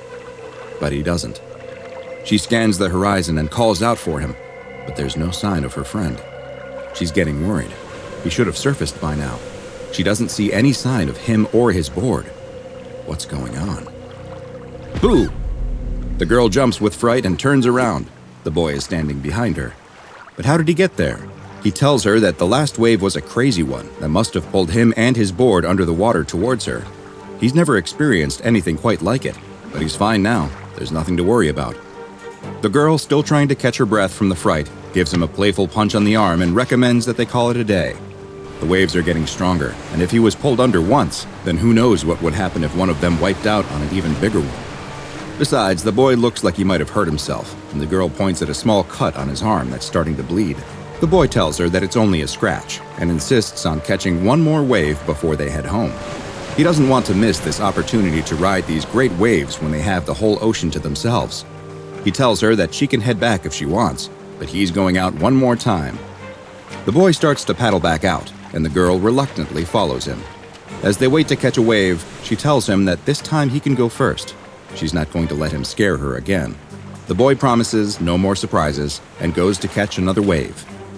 The waves are coming faster now, and she's able to get on one right behind him. As she surfs towards the shore, she keeps one eye on the boy. These waves are tough, and she needs to focus, but her attention is drawn towards her friend. She sees something forming on his wave. It looks like the water itself is growing out of the crest of the wave and reaching towards the boy. It looks like the jaws of a shark. The girl screams, and the boy looks back, straight into the gnashing teeth of the shark reaching out of the waves. The boy yells in fear and falls, tumbling into the water just underneath the mouth, as its jaws snap shut on his board right where he was standing, splintering it into pieces. The girl can't believe what she's seeing and stumbles on her board. She catches herself but looks behind her just in time to see the same jaws coming out of the wave towards her. The boy emerges out of the water carrying his friend onto the nearly empty beach. He lays her down in the sand, screaming for help as a few beachgoers start running towards them. No one has any idea what they could possibly do to assist, though. Both of the girl's legs have been bitten off at the thigh, and it's clear she was dead long before he carried her onto the beach. Bonjour! Today's file comes from our friends at the French branch of the SCP Foundation, a frightening and dangerous aquatic anomaly that has been designated SCP-054-FR, but is appropriately also known as Blue Fear. SCP-054-FR is an oceanic phenomenon that has been observed occurring in several different regions spread across the world. In these areas, of which at least 5 have been identified, certain waves will display extremely dangerous anomalous activity. The waves themselves will seem to physically transform, taking on a shape that resembles the mouth and jaws of a Carcharodon carcharius, a species of shark better known to most as the great white. The giant shark mouth, which is full of row upon row of razor-sharp teeth, will often go unnoticed until it is too late for the unfortunate victim, with the roar of the powerful wave itself covering up much of the sound of the gnashing jaws as it attempts to bite the targeted individual. The SCP-054-FR phenomenon will only appear on waves in these areas that are at least 4 meters in height, but a maximum height on which the jaws will manifest has yet to be identified. Waves carrying the anomalous effect are changed in other ways too. Not only does a terrifying set of carnivorous jaws appear out of the water, but the wave will move faster as well, with SCP-054-FR waves having been measured at rolling 3 times the speed of normal, non-affected waves. The frequency of just how often SCP-054-FR will affect waves is not well understood, but what is known is that waves will speed up when a human or non-aquatic animal is in the water between a wave instance and the coast. The frequency of 054-FR waves will increase dramatically as well when individuals in the area are at least 250 meters from the coast. And SCP-054-FR does not care which aquatic activities you're engaging in when it spots you that far from shore. There have been documented cases involving casual swimmers, snorkelers, and divers, but surfers are, for some unknown reason, far and away the most likely victims. Observations have shown that non-aquatic animals are also at risk of triggering the effect, such as in the case of several seabirds that were seen floating on the water just before an SCP-054-FR wave crashed down on them, and the birds vanished, leaving only blood and feathers floating on the surface where they once were. Even some aquatic vehicles like jet skis and small boats have been observed being attacked by the anomalous shark jaws, though it seems to avoid going after larger vessels. If more than one person is present in the area that SCP-054-FR is manifesting, though, then additional instances of the jaws are able to form, either on the same wave or on multiple different ones in the area. The injuries caused by SCP-054-FR are very similar to those of a normal, non-anomalous great white shark, and the force of the jaws appears to be proportional to the size of the wave itself, with larger waves being more powerful than smaller ones. Victims of 054-FR attacks have had entire limbs ripped off, others were torn completely in half, while some simply disappeared beneath the wave as it crashed down on top of them and the jaws snapped shut. The only way to avoid being bitten or swallowed whole is to dive down under the wave before it impacts, but the opportunity to do so is quite rare given the wave's ability to sneak up on its victims, and the injuries that are nearly always sustained from an appearance of SCP-054-FR are fatal in 68% of recorded cases. The SCP Foundation first became aware of SCP-054-FR following multiple reports of shark attacks caused by great whites emerging out of the waves to attack humans before vanishing back into the water, and the Foundation soon began a series of experiments to try and better understand the anomaly. The first test performed by Foundation researchers was quite straightforward and involved dumping large quantities of animal blood into the water in an area where SCP-054-FR was reported to have been attacking people. Just like with a normal shark, the blood seemed to act as a trigger for the anomaly, causing it to manifest in less than 2 minutes, and the researchers watched as the shark jaws tried to bite at the blood as the wave rolled over it. The test was repeated, but this time human blood was used instead. This also caused instances of SCP-054-FR to appear on the waves, though now they manifested much faster, often showing up less than 1 minute after the blood was dumped into the water. It seems that SCP-054-FR has a strong preference for humans, or at least their blood, and only a small amount is all that is needed to cause the shark jaws to quickly appear. Tests involving D-Class personnel have shown that wounded individuals are 4 times as likely to trigger a manifestation as an uninjured individual, but that there are also ways to limit how often the carnivorous waves will appear. It seems that lying motionless on the water will significantly reduce how often SCP-054-FR will spawn, and slow body movements will decrease the likelihood of an appearance as well. Strangely, while blood will make the jaws manifest quickly, it is unlikely that it is because SCP-054-FR can smell it, since tests that have tried to disguise the smell of both the blood and the human test subjects have all met with failure. So far, all attempts at damaging the anomaly have also been unsuccessful. Bullets fired at the shark jaws pass harmlessly through it, disappearing into the wave as if they were shooting at perfectly normal water. Given its nature, it seems unlikely that the Foundation will find a way to capture and contain SCP-054-FR, so for the time being, all containment efforts have been directed towards keeping humans away from it. A 1-kilometer exclusion zone has been established around the 5 geographic areas where manifestations have been reported, and civilians are completely forbidden to access the areas under the guise of there being ongoing research into marine mammal life that would be disrupted by the presence of any humans. Secrecy is of the utmost importance when it comes to SCP-054-FR in order to keep the curious away for their own safety, so any photographic evidence of the anomaly is confiscated and destroyed, and witnesses of an SCP-054-FR attack are given amnestics in order to remove the memory of any anomalous shark attacks from their minds. The Foundation also engages in an extensive misinformation campaign to debunk any evidence of the anomaly, spreading the idea that any reports of a shark mouth forming on waves are simply hoaxes or misunderstanding of wave dynamics, while attacks are blamed on normal, non-anomalous great white sharks. It is unknown if the 5 areas the Foundation has contained make up the entirety of the locations where SCP-054-FR can manifest, but Foundation agents continue to monitor reports of shark attacks around the world, and hopefully, they will find that they were the result of the regular oceanic superpredator, and not the kind that can manifest behind you when you least expect it. A violent storm rocks a merchant ship back and forth. Huge waves roll over the deck and threaten to capsize the vessel. A merchant sailor grips the railing, trying with all his might not to be thrown overboard. With a loud twang, a cable snaps loose. A hand suddenly grabs his shoulder. He turns around with affright to see that it's one of his shipmates. He points towards the bow of the ship and yells over the roar of the storm that they need to try and repair it. The 2 men make their way to the front of the ship, and the sailor starts working to fix the broken cable. He looks up to see that his mate is no longer working. He's staring straight past him, and there's fear in his eyes. The sailor turns around to see a massive tentacle sticking out of the sea. The huge appendage is mind-boggling in its size. He can only stand there, marveling at it, until it begins violently smashing against the deck. The sailor dives out of the way just before the tentacle crashes down right where he was standing, where his crewmate was still locked in fear. The ship is in chaos as more tentacles appear and slam the deck over and over. One cracks the deck right next to him, sending him flying. He comes to moments later in a wreckage pile. Nothing else has changed, though. Whatever this monster is, it's not stopping its assault on the ship. The sailor stands up and picks up a sharpened piece of wood from the pile he was lying in.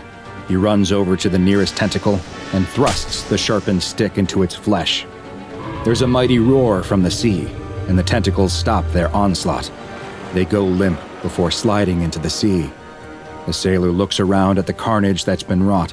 Dead bodies and debris litter the deck. He moves to check on his crewmates, when right in front of him, bursting from the sea, is the head of the biggest squid he has ever seen. A massive beast that must be 1,000 meters long. Whatever he had seen before of this creature was truly just the tip of the iceberg.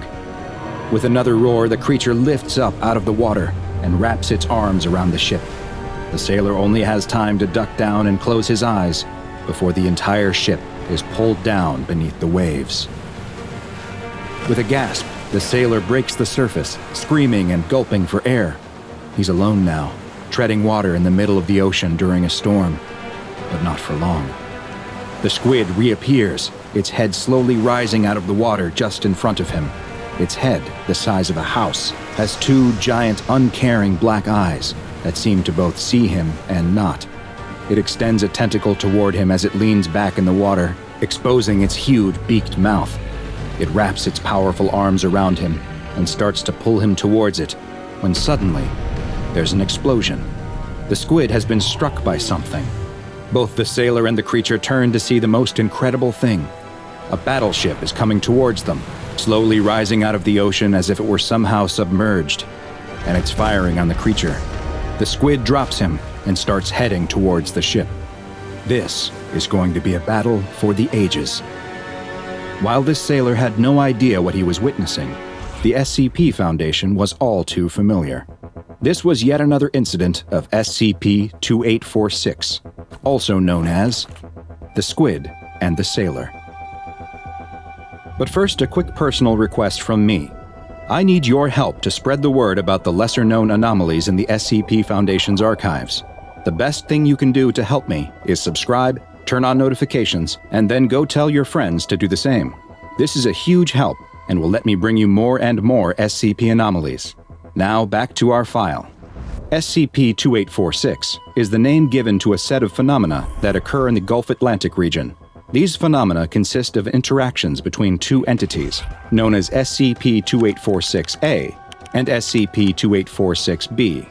2846-A is a gigantic aquatic creature that resembles a cephalopod, though no similar organism has been discovered that is even close to approaching its size, with estimates placing 2846-A at being at least 950 meters in length.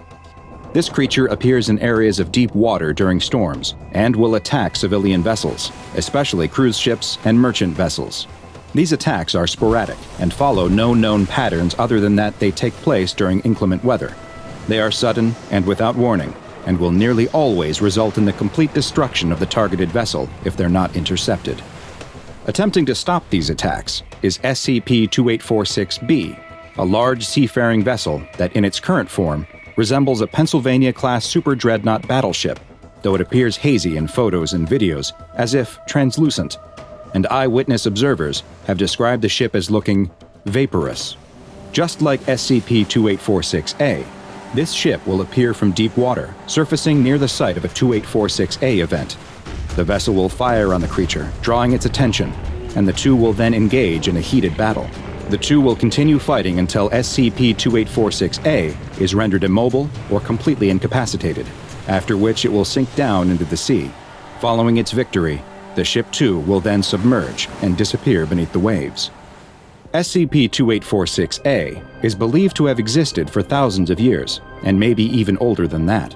The creature's existence was first recorded in an Icelandic saga from the 13th century, but the Foundation's first documented sighting came in 1905, when an agent working for the Foundation, one Admiral Reginald von Allen, spotted the creature surfacing with a whale wrapped effortlessly in its tentacles. Soon after spotting it, a ship of the line surfaced as well to do battle with the creature. The Admiral tried to signal the crew that he could see on the deck of the ship, but the vessel descended back below the surface before any communication could take place. In 1935, the mysterious ship appeared again, near the SCPS Hildegard, and this time, the anomalous vessel was the one to initiate communication. Some of the crew of the ship, designated as SCP-2846-B1 through B915, came aboard the Foundation ship and engaged in a conversation with Captain Levy Hansen. SCP-2846-B1 identified himself as David Thomas Jones of the Royal Navy, and went on to explain that their ship had been sunk by a monster resembling SCP-2846-A over 300 years in the past. He described how after sinking into the darkness of the sea, he awoke on a mysterious shore where he met with a woman who referred to herself as Calypso, the goddess of the sea. She explained how she had sealed the leviathans that prowled the depths of the ocean in a pit, but that over time, the seal she had placed on it had begun to weaken. A titan had escaped and taken the form of the most deadly creature in the sea, the Kraken. Calypso feared that the creature would attempt to further destroy the seal and release its monstrous brethren, a disaster that would result in the end of all human life.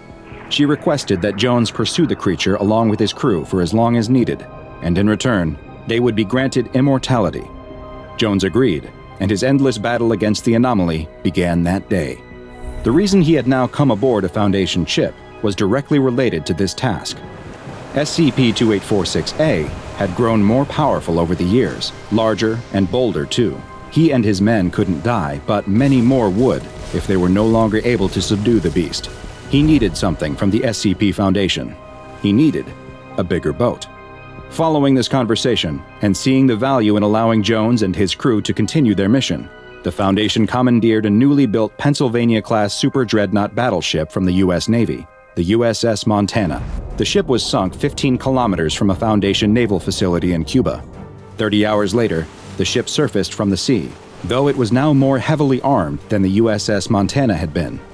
As part of the agreement, SCP-2846-B was fitted with an explosive device that is capable of completely destroying the ship should the crew for some reason ever turn their guns on Foundation or other human targets. In 2013, an important discovery was made after a tracker was attached to SCP-2846-A. Deep in the Atlantic, roughly 1,300 nautical miles west of Florida, a depression in the ocean floor with a large iron object on top of it was found. 2846 seems to return to this site over and over, where it has been observed clearing the rocks from the area. And it appears that it is almost finished with its task. The iron plate on top of the depression is nearly exposed. It's not known exactly what's underneath, but whatever it is, it's hot. Very hot, with temperatures near it measured at over 4,000 degrees Celsius. It's feared that whatever the creature is trying to unearth, it would lead to an XK end-of-the-world scenario, and it is imperative that it not be allowed to do so. And there's more bad news when it comes to SCP-2846. In 2014, the Foundation ship SCP-Pristine was pursuing a large underwater organism assumed to be SCP-2846-A, and signaled to 2846-B to surface and dispatch the creature in what had become the normal operating procedure. Something strange happened, though, and the Pristine was suddenly struck by a mysterious force. As SCP-2846-B began to engage with the now surfaced 2846-A, the crew of the Pristine reported seeing numerous eyes appearing and disappearing in the water below the ship. They had never seen anything like it. The ship was struck again as satellite images spotted an enormous entity directly beneath the ship. The Pristine began taking on water, and the crew was forced to abandon ship. 2 other SCP ships in the area fired on the strange, many-eyed entity, causing it to once again disappear into the depths of the ocean, as SCP-2846-B banished 2846-A to the ocean once again. Due to the ongoing danger of SCP-2846-A, it has been classified as Keter. In the event of an appearance, Mobile Task Force Tau-11, also known as the Can Openers, who are stationed aboard the SCPS Nikolai, are to utilize a special transmission device to signal the crew of SCP-2846-B and maintain contact with them throughout their engagement with the creature.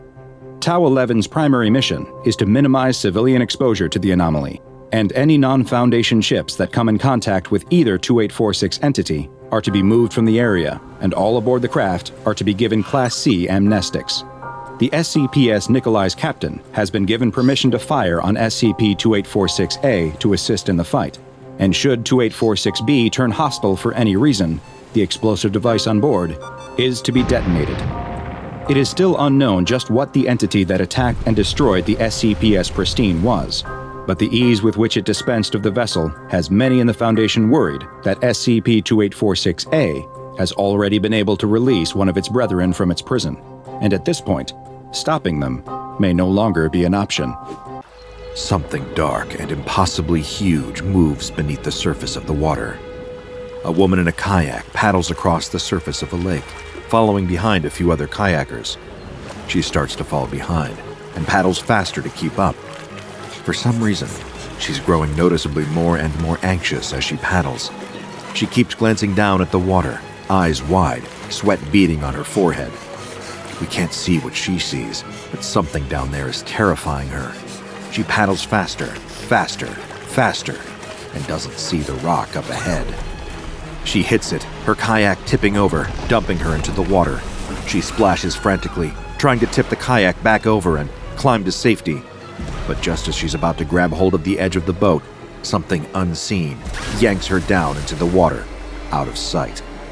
As the other kayakers turn around to see where she went, they see the capsized kayak and bright red blood blooming across the water. The young woman sits back in her chair, pushing her sunglasses up onto her head to get a better look at the book she's leafing through. She takes a long, deep breath, relishing the smell of salt and seaweed, coconut-scented sunscreen, and sun-baked sand. She stretches her legs, feeling the sand between her toes, almost too warm to be comfortable, but not quite. It's a perfect day at the beach, warm but breezy, bustling but not too crowded. It's the best way to kick off summer break after the exhausting grind of exams. She glances up from her book and watches with an amused smile as her best friend trudges his way out into the water, wearing the unwieldy water shoes she always gently mocks him for. They slosh with every step, so loud she can almost hear them over the rush of the tide. But he doesn't care about what he looks like. He only cares about what knowledge the sea has to offer.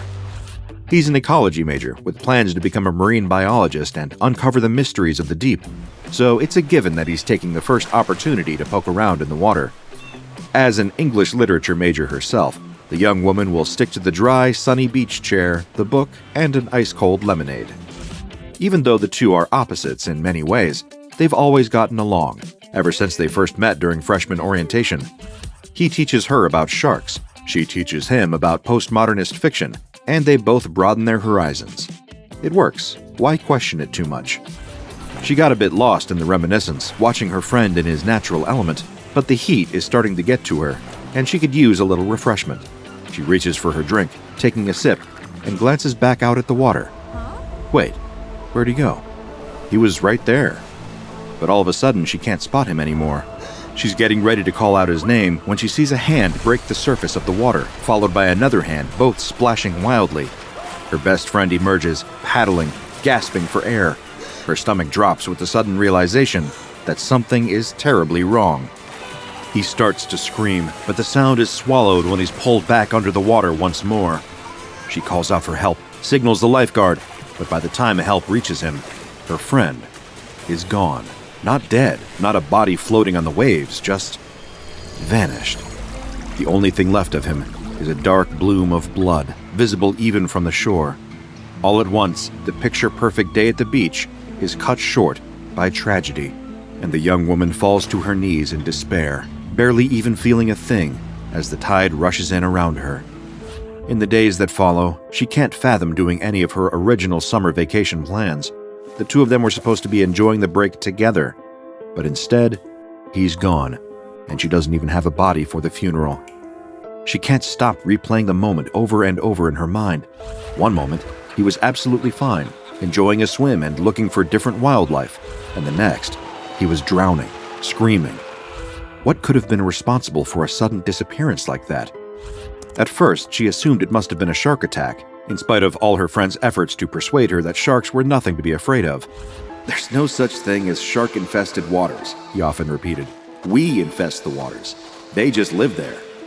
Even so, she couldn't come up with a better explanation than a shark.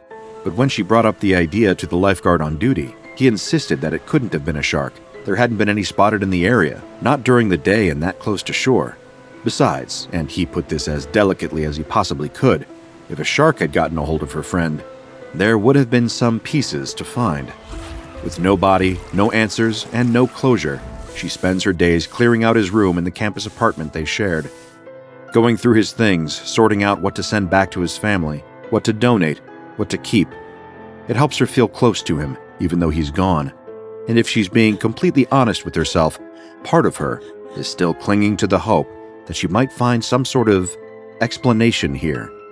She boxes up the remainders of his books and is just about to leave for the day when she spots one that she missed. It doesn't look like any of his textbooks or the nonfiction he was so fond of reading in his free time. It's an old, worn, leather-bound volume, tucked under the bed like a secret. She sets the box down and reaches under the bed for the book. Its spine is unmarked, no title to be found. Her curiosity piqued now more than ever. She cracks it open. The room fills with the scent of mildew and dust. The book smells as old as it looks. The title page has been ripped out, but as she begins to peruse its contents, she sees descriptions of ancient sea monsters, of unfathomable horrors of the deepest ocean. It's a book about aquatic folklore. Why didn't he tell her he was reading this? They could have bonded over folktales, over him enjoying something fictional for once. She considers tossing the book in the box with the rest, but instead, she slips it into her bag, feeling closer to her lost friend than she has since some unknown force took him from her. That night, as she's preparing for bed in her own room, trying not to think about the uncanny silence of the newly vacant room across the hall, she cracks open the old book again. She thumbs through the pages, skimming the accounts of leviathans and krakens, taking in the intricate illustrations of sea-dwelling beasts. She turns the page and freezes, eyes locked on the illustration there. Something is different about this one, though she can't put it into words. Its face, its enormous, monstrous shape, it makes her feel cold, sweaty, and seasick. Her hands tremble, scarcely able to maintain their grip on the book. None of the other creatures illustrated here have made her feel like this, like she's truly locking eyes with a deadly predator. She slams the book shut, and the feeling of dread ebbs away. It's just a book. It's just a drawing. It can't do anything to her. Besides, it isn't as if it's real.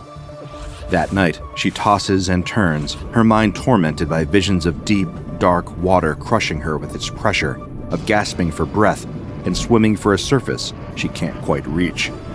All the while, she feels something swimming just below, rising up from the ocean floor. In her dream, she wants to turn and look, but she can't bring herself to do it. She knows what she'll see, opening its mouth to swallow her whole. When she wakes the next morning, her heart is still racing, and her sheets are soaked with sweat. She takes a moment to remind herself that it was only a dream, that she's safe and sound in her bedroom on dry land. She peels herself out of bed and walks down the hall to the bathroom to take a shower. But when she turns the knob and water begins to gush from the shower head, her stomach turns. The idea of getting into the shower starts her heart pounding again, adrenaline coursing through her veins and begging her to flee. She turns the shower off, and the anxiety abates. No shower today, then? That's fine. It's just a bit of the previous night's dreams lingering. As the day goes on, it'll pass, and she'll feel like herself again. But all day, the feeling persists. She walks by the public pool and shudders at the sight of children playing in the water. She crosses the street to avoid a sprinkler spraying someone's lawn. She jumps over a puddle with the intensity of someone avoiding stepping on a landmine. She's never felt like this before. Grief can take a lot of unusual shapes. Could this be another one of them? She ducks into a nearby coffee shop and settles at a table with her laptop. Her fingers hover over the keyboard, and she wills herself to look up coping mechanisms for grief and unusual anxiety. But her instincts kick in, and she types something else entirely. Unexplained disappearances in water. She scrolls through stories about tragic drownings, cars sinking into swamps, and murder victims dumped in lakes. Then, a headline catches her eye. Local man vanished in swimming pool, families say. She clicks the link and finds a story that feels eerily familiar. A family was enjoying a day at the pool when one of the children pushed his father into the pool as a joke. He seemed to panic upon entering the water, thrashing violently, before disappearing entirely. Though the water was clear, they couldn't see him anymore. He never resurfaced. A wave of nausea washes over her as she realizes that this has happened before. How many times? She continues her search, reading about similar disappearances in lakes, hot tubs, and even one man who vanished in a charity dunk tank. Several of the reports describe the missing persons as developing an unusual fear of water prior to their disappearances. Sometimes there is blood left behind. Sometimes there's no trace at all. But with every story, the result is the same. Someone is inexplicably pulled under the water, and they are never seen again. But why? She searches for a common thread between the stories, something that could link them together. Is it possible it's all just random? But then, she spots something, a throwaway line in the first article. The missing man was a cryptid enthusiast, particularly obsessed with the Loch Ness Monster and other aquatic creatures. Another was a writer, researching for a monster movie set on a fishing boat. Another was the president of her high school folklore club. It hits her like a bolt of lightning. Of course, all these people were led to their horrible fates through the research they were doing. And when did she begin feeling this state of dread? When she'd looked into that terrible, nightmarish book she'd found at her friend's home. The same book that's now sitting in a drawer in her desk. Her thoughts race with all the horrible possibilities. Could it be some form of psychosis she's dealing with? Or something even more terrifying? An honest-to-God curse of some kind? A supernatural affliction that put her in the crosshairs of some terrible underwater beast? She grabs the book out of her desk, wondering if maybe taking another look at the thing that started all this could dispel her fear. There had to be some kind of rational explanation, but she can't bring herself to turn the page. Just the thought of looking at that monster again makes her head feel light and causes her skin to break out in a cold sweat. Suddenly, she feels parched. If she doesn't get some cold water to drink, she might pass out. With no time to waste, she runs for her ensuite bathroom, grabbing a clean glass from one of her cabinets and filling it with nice, cold water. But as she lifts the glass up to her mouth, she feels another injection of that impossible, icy dread. Is that something moving in the bottom of the glass? Almost involuntarily, her grip loosens, and the glass of water falls to the floor, shattering. She screams and vaults away, not startled by the flying pieces of shattered glass, but genuinely terrified by the puddle that's now on the floor. She feels an inescapable sense that death is lurking in a small puddle rapidly sinking into her dorm room carpet. That moment clinches it. She needs to find some way to solve this, or she'll inevitably go down one of two paths. On the first path, she'd turn into a reclusive, paranoid wreck, forever fearing the dark fate that may or may not come. On the second, she'd be just like her friend, a red smear on the surface of some unknown body of water. Her research rabbit hole becomes an all-consuming obsession. She stops going to classes altogether, building a spider wall of newspaper clippings and printed-off articles on her wall. There are so many disappearances and inexplicable events around water she believes may be related to this aquatic horror. It takes weeks of research to find something she can actually use. Another survivor, one just like her, who'd encountered the creature and used his smarts to survive. After a few emails and calls, proving that she wasn't just some tourist fascinated by madness, the other survivor agrees to meeting at his house in Nebraska, the only triple landlocked state in the U.S. She drives several hours to reach the home of the other survivor. When he meets her at the door, she's a little taken aback by his appearance. He's a young man, but he's got the chapped, weathered skin of someone much older. His hair is burnt and stringy, his lips glistening with dead skin. He's clearly cultivated a kind of dryness that most humans would consider unhealthy. When she enters the survivor's home, she's immediately greeted by the hum of multiple dehumidifiers going off at once, giving the air a stifling, desert-like feel. Every inch of the floor is covered in newspapers, ready to soak up any moisture that might fall. Seeing all the procedures that the survivor needs to go through just to avoid the aquatic horror fills her with a different kind of horror. Is she looking at her future right now? Is it worth surviving this thing if this squalor and paranoia is what survival looks like? The survivor explains his long and sordid tale. He'd once been a deep-sea fisherman when one fateful night changed his life forever. While they were trawling the vast and distant oceans, they'd picked up a man flailing in the water who told them an impossible story. Just moments ago, he'd been in his bathtub when something dragged him underneath. When the survivor and the rest of the crew asked him what had done this to him, he described a terrible and immense beast underneath the waves, and just the description was enough. In the following weeks, one by one, the other members of the crew disappeared, all during circumstances dealing with water. The survivor developed a crippling fear of all things water and has since moved to Nebraska to get further away from his fear. As far as he's aware, there's no cure, just a way to eke out your existence and minimize risk. But of course, even if your risk of encountering water is low, it's never zero, as these two unfortunate people are about to find out. There's a thunder crack above the house, a genuine bolt from the blue, as huge, ominous storm clouds roll in. Then comes the rain, the worst rainfall that Nebraska has seen in decades. Hammering down on the roof of the survivor's house while he and the young woman wait inside. The roof would only hold it back for so long, and as another great doctor once said, water always wins. The young woman and the survivor begin to panic. The panic will do them no good. The house has sprung a leak. Water is dripping from the ceiling and slithering down the walls, disintegrating the newsprint and forming deep, dark puddles on the floor. The duo tries to escape, but the second they accidentally step into a patch of wet, they're pulled down into the dark, gasping, flapping, and struggling for breath. They're not in Nebraska anymore. They're floating in the middle of a vast and impossible ocean with no land in sight. Below them, in the murky waters, something impossibly huge moves. It's futile to escape.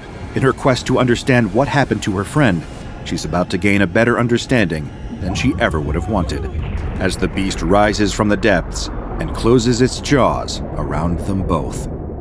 SCP-1128 is an enormous aquatic predator that only manifests to those who are aware of what it looks like. Anyone given a full description of the entity's appearance, or who has seen an illustration or image of the entity, will become infected by it. Once infected, a person behaves relatively normally, aside from an increased aversion to any activity that requires being submerged in water, such as swimming. If an infected person is fully submerged in water, they will disappear beneath its surface. It does not matter whether or not the water is actually deep enough for someone to be pulled beneath the surface. In fact, during one experiment, a D-class was pulled into a glass of water by the entity, at which point he disappeared from sight. After the subject has disappeared, one of two things tends to happen next. Either they reappear in a state of panic, trying to leave the water before the entity can grab hold of them again, or the water will begin to fill with blood and other organic matter belonging to the subject. Subjects that reappeared and managed to escape the water before being attacked again have described the experience of being transported to the middle of a vast ocean, where SCP-1128 attempts to devour them. Though these interviews provide vital information on the nature of SCP-1128's methods of hunting, they must be conducted with extreme care, as they carry an inherent risk of SCP-1128 infection if the subject is a bit too descriptive in their account. Thankfully, any accidental exposure to a description of SCP-1128 can be treated with the application of amnestics. Any written descriptions or images of SCP-1128's appearance, or videos of the entity breaching the surface of the water found outside of the Foundation's custody must be destroyed, and anyone exposed to this information or showing signs of contamination is to be given Class C amnestics. A written description of SCP-1128 is to be kept at an assigned Foundation site for experimental purposes, and experimental purposes only. It may not be read by anyone other than D-Class selected for testing with the entity. If any staff are exposed, they must immediately report for administration of Class C amnestics. Any and all water traffic that passes through the area thought to be SCP-1128's usual habitat is to be intercepted by Mobile Containment Force Kappa-12, Sea Devils. They are authorized to do so by any means necessary. It's been said that we know more about outer space, the vast, endless expanse of stars and planets, than we do about the depths of our oceans. So I suppose the existence of an entity like SCP-1128 shouldn't come as too much of a surprise, amidst giant squids and nitrogen-breathing microbes. Still, one of the most comforting things about the horrors of the deep has always been, in my opinion, the certainty that we are safe from them on land. SCP-1128 is proof that, as soothing as that notion may be, it is entirely false. Danger doesn't just lurk beneath the dark, rolling surface of the ocean. It can find you in a swimming pool, a bathtub, a single glass of water. Ordinarily, I like to pursue as much independent research as I can into the topics that I cover, always in pursuit of more answers, of a broader understanding. In this particular case, however, I believe it's best to let sleeping aquatic horrors lie. SCP-1128 can remain a mystery to me. Whether it's fish, mammal, or something else we've yet to categorize, I'm happy to leave it alone, rather than wind up as its next piece of bait. A wasp stings a cockroach in the brain, rendering it a mindless zombie that she can lead to her home and fill with eggs that will hatch and devour the insect from the inside. A snail accidentally eats the eggs of a flatworm, and the eggs hatch, filling the snail's eye stalks with sacs of wriggling larvae. They mimic the movements of caterpillars, attracting hapless birds and enticing them to swoop down, attack, eat, and continue the life cycle of the worms. The spores of the cordyceps fungus make their way inside of a doomed ant, taking over its nervous system, puppeteering its body, and forcing it to march to the nearest highest point, only to die and split open, fungus blooming from its corpse and spreading spores to the next victim.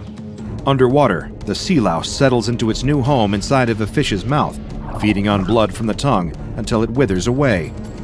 There, the louse attaches itself in the tongue's place, serving as a mimic of the original organ, while the fish is none the wiser. Back on land, humans are not exempt.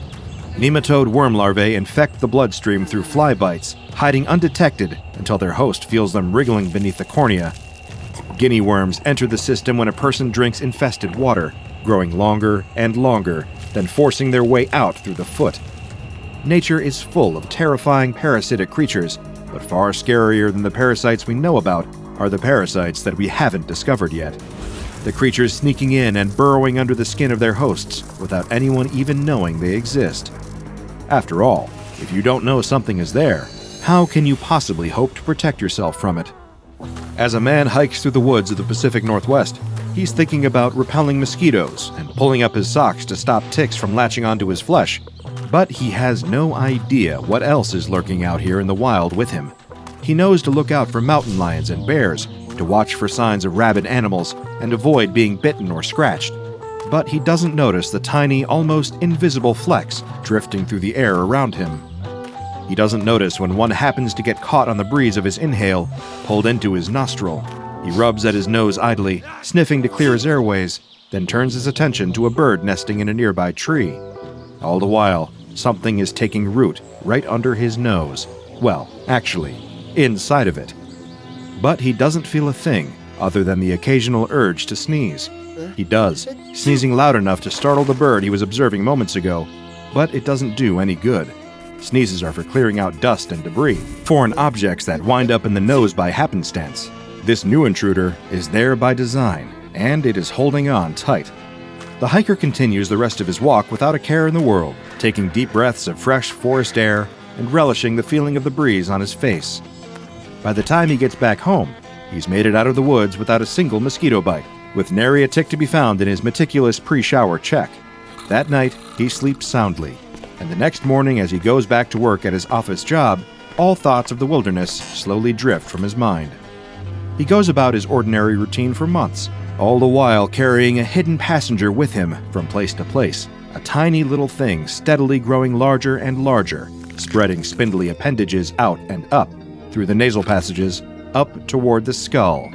One night, about 6 months after that fateful hike, the man is sleeping peacefully in his bed, dreaming of a sunlit forest clearing and the pleasant chirping of birds, when all of a sudden, he's jerked awake by a splitting pain in his head. His vision swims from the throbbing pain, and he clutches his face, pressing against his forehead. It must be a migraine, he thinks. He hasn't had one in quite some time, but this is clearly no ordinary headache. Eventually, the pain subsides, and he's able to drift back to sleep. But the next day, at the office, it returns. That same sharp pain radiating through his skull, like the worst sinus headache he has ever had. The persistent feeling of pain and pressure in his head becomes too much to bear, and he decides to take the rest of the day off of work and go to the doctor. Much to the man's relief, his doctor is not concerned.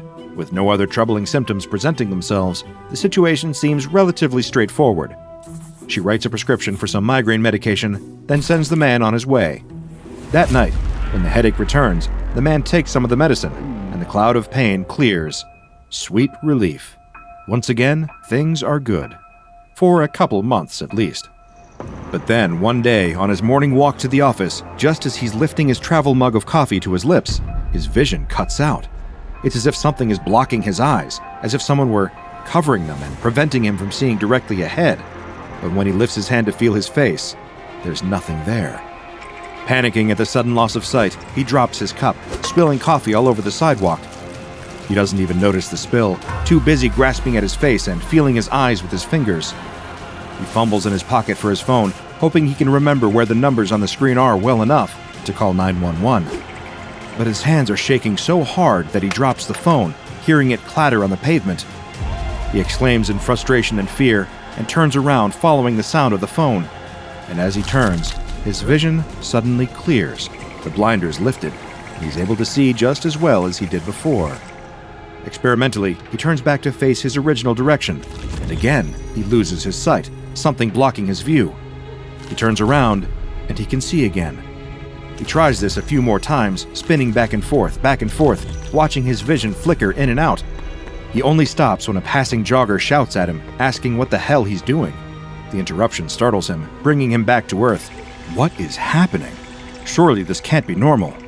What is it about facing one direction that causes him to lose his sight, while another direction returns him to normal? A sinking feeling in his stomach tells him that whatever was causing his headaches before, it was not something he should ignore any longer. He grabs his phone off the ground, calls out of work, and schedules an urgent appointment with his doctor. At first, he considers running home and getting his car or his bicycle, but his unreliable vision would make taking either mode of transportation a potentially deadly mistake. So instead, he walks. The walk to the doctor's office is the most difficult walk of the man's life. Every time he turns a corner, he wonders if his vision will flicker out again, if the mysterious obstacle will block his sight and force him to reroute himself or start from scratch. While trying to maintain a consistent line of sight, he loses his balance several times and nearly collides with the lamppost. Eventually, he reaches the doctor's office. One look at the man's terrified face is enough for the doctor to insist on some immediate x-rays of his head. The man sits on the examination table, nervously bouncing his knee, waiting for the doctor to return with the results. What could it be? Some undiagnosed degenerative illness? A tumor? Irreparable damage caused by looking at a solar eclipse as a child? The man can hear the doctor speaking to a nurse in hushed, frightened tones just outside of the exam room door. He can't quite tell what she is saying, but he makes out one word that makes his blood run cold. Infestation. When the door opens and the doctor enters holding the man's chart, her expression is neutral and professional, but her face is pale, her forehead dotted with sweat. She can't hide the fact that whatever she saw on that X-ray, it horrified her. "What is it?" he asks, though he isn't sure he wants to hear the answer. The doctor is silent for a moment, turning over the right words to say in her mind. After a seemingly endless pause, she pulls an X-ray from the stack of papers on her clipboard and pins it up for them both to see. There the man can see his skull, a white outline against the dark background, his skeleton on display. But inside of the skull, there's a mass that definitely shouldn't be there. It starts in his nose, a rounded shape, but it stretches out in long limbs that travel up into his brain. After a long pause, the doctor speaks. "I've never seen anything quite like this before. At first, I thought it might be some sort of growth, but as I reviewed the scans, I realized that it showed signs of movement. Whatever's in there, I'm afraid that it's alive." The man's stomach turns, and he worries for a moment that he might be sick all over the clean white floor. Instead, he just asks the doctor what can be done to help him. She explains that she plans to give him a local anesthetic, then attempt to get a closer look at the situation. Once she has eyes on the parasite, she will see if she can surgically remove it without causing any additional damage to his brain tissue. All the man can think about is that thing inside of his skull and how badly he wants it gone by any means necessary. He immediately agrees, and after a few quick injections, he's lying on his back, staring up at the ceiling as the doctor performs a nasal endoscopy. She slides the tube up his nostril a little bit at a time, monitoring the image on a nearby screen. Suddenly, she freezes, a small gasp escaping her lips. He demands to know what she's seeing, and she stammers, saying only that it's a creature she's never seen before, but it looks quite a bit like a sea spider. The man's eyes widen, and he's about to say something else, and suddenly his vision goes dark again. Now he knows what that means, and the doctor's startled cry confirms it. The creature is moving. The man begins shaking, begging the doctor to get it out of him, to just grab the invader with some tweezers or whatever it is doctors do in this situation and get it out of his head. She grabs a pair of nasal forceps and slowly eases them into his nose, but the creature feels her coming and lurches upward away from her grasp. The man feels a sudden burst of pain, and then everything goes dark as he loses consciousness, his eyes fluttering shut. The doctor checks his pulse, checks his breathing, and attempts to rouse her patient, but he's out cold. As she examines him, she notices a fluttering motion beneath his right eyelid. At first, she thinks she imagines it and takes a closer look. The flutter turns into a distinct, undeniable bulge beneath the eyelid, and then a slender limb pokes out from beneath the thin veil of flesh. It curves under the eyelid, tugging it open to reveal the unfocused eyeball beneath, and something else. Something moving, pushing the eyeball aside just slightly without knocking it from the socket. The doctor watches in open-mouthed horror as more long, thin appendages join the first, poking out from behind the eye toward the air. The many-legged creature pulls itself from the ocular cavity and begins scuttling down her patient's face, over his neck, then off the edge of the exam table and onto the floor. As it nears the door, the doctor regains her ability to move and rushes to try and catch the thing. She grabs the jar and the forceps, hoping to capture it without touching it. Even with gloves on, she shudders at the thought of touching the thing. It evades her grasp, darting away from her forceps. It scrabbles back toward the table, and in a moment of primal instinct and revulsion, the doctor brings her foot up and stomps on the little parasite with all of her strength. When she lifts her shoe, all that's left on the ground is a few spindly legs and a small brown stain. She curses herself for acting impulsively and not finding a way to trap the thing and keep it for observation, but that ship has sailed. The only thing she can do now is tend to her patient and monitor his well-being. As she approaches the man on the table, his eyes open, and he gasps, sitting up suddenly and gripping his head. The man awakes with a headache and a foggy feeling in his head, but also with a sense of relief, a feeling that the unwelcome presence that took up residence in his skull for so many months is thankfully gone. He asks the doctor, haltingly, struggling to find his words, if she was able to remove the creature. She tells him simply that it is gone now. The man slowly climbs off of the table, and ignoring the protests from the doctor as she begs him to sit back down and let her examine him, he walks out of the office and heads back home. Over the next several weeks, the man returns to normal life. He feels a little bit different, a little hazier. a little slower to respond. He tires more easily, going to bed earlier and sleeping in later, but overall, he feels nothing but relief. Still, at night, when he tries to fall asleep, he thinks of those X-rays. He imagines what that creature might have looked like when the doctor got it out, how it might have moved. He wonders where it came from, or if it will come back. He never goes hiking in those particular woods again. Meanwhile, the doctor receives an influx of patients complaining of persistent headaches. Sometimes it's a sinus infection, sometimes it's a hormone imbalance, sometimes it's stress. But a few times, well, she knows what to look for now. She tells her patients to watch out for changes in vision, for a feeling of pressure in their skull. She learns how to keep a straight face when looking at their X-rays and seeing that familiar long-limbed shape burrow deep in their nasal cavities. She puts her patients under now when she tries to remove the creatures. It doesn't make much of a difference, but it saves them the terror of the truth, saves them the feeling of the creature thrashing inside their head until it knocks them out. She manages to collect a few specimens for study and contacts her friend at the Centers for Disease Control. He's never seen or heard of anything like these parasites either, but he does know someone who might be able to offer their expertise. When the doctor comes into work the next day, there are two strangers waiting in her office. They introduce themselves as employees of a specialized research foundation and ask to see her samples. The next thing she knows, the doctor is waking up in bed the following morning, and she has no memory of ever seeing a patient with a strange spidery parasite in their skull. If she remembered enough to look for the records, she would find that they had disappeared from her office, along with the living specimens she had collected. But she doesn't remember, and her discovery is now in the hands of the SCP Foundation, who have given it an official designation, SCP-1104. SCP-1104, commonly nicknamed nose crabs, is a species of organism tentatively identified as a member of the order Chelicerata, which includes sea spiders and horseshoe crabs.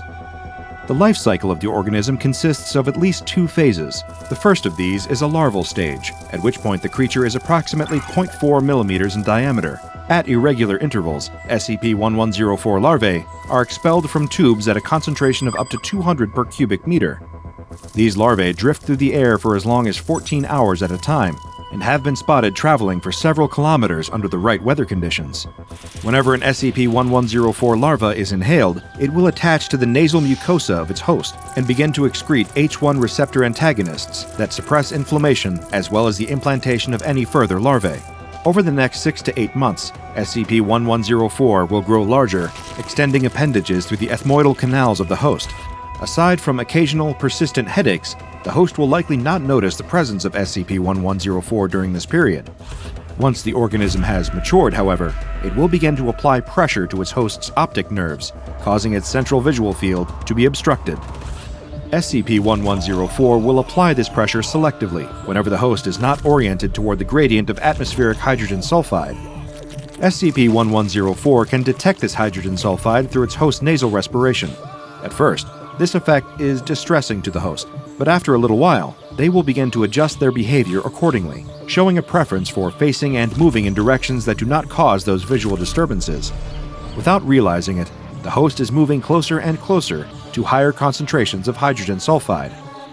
Once the host reaches an area with sufficient hydrogen sulfide concentration, SCP-1104 will extend its appendages into the host's prefrontal cortex, causing the host to lose consciousness.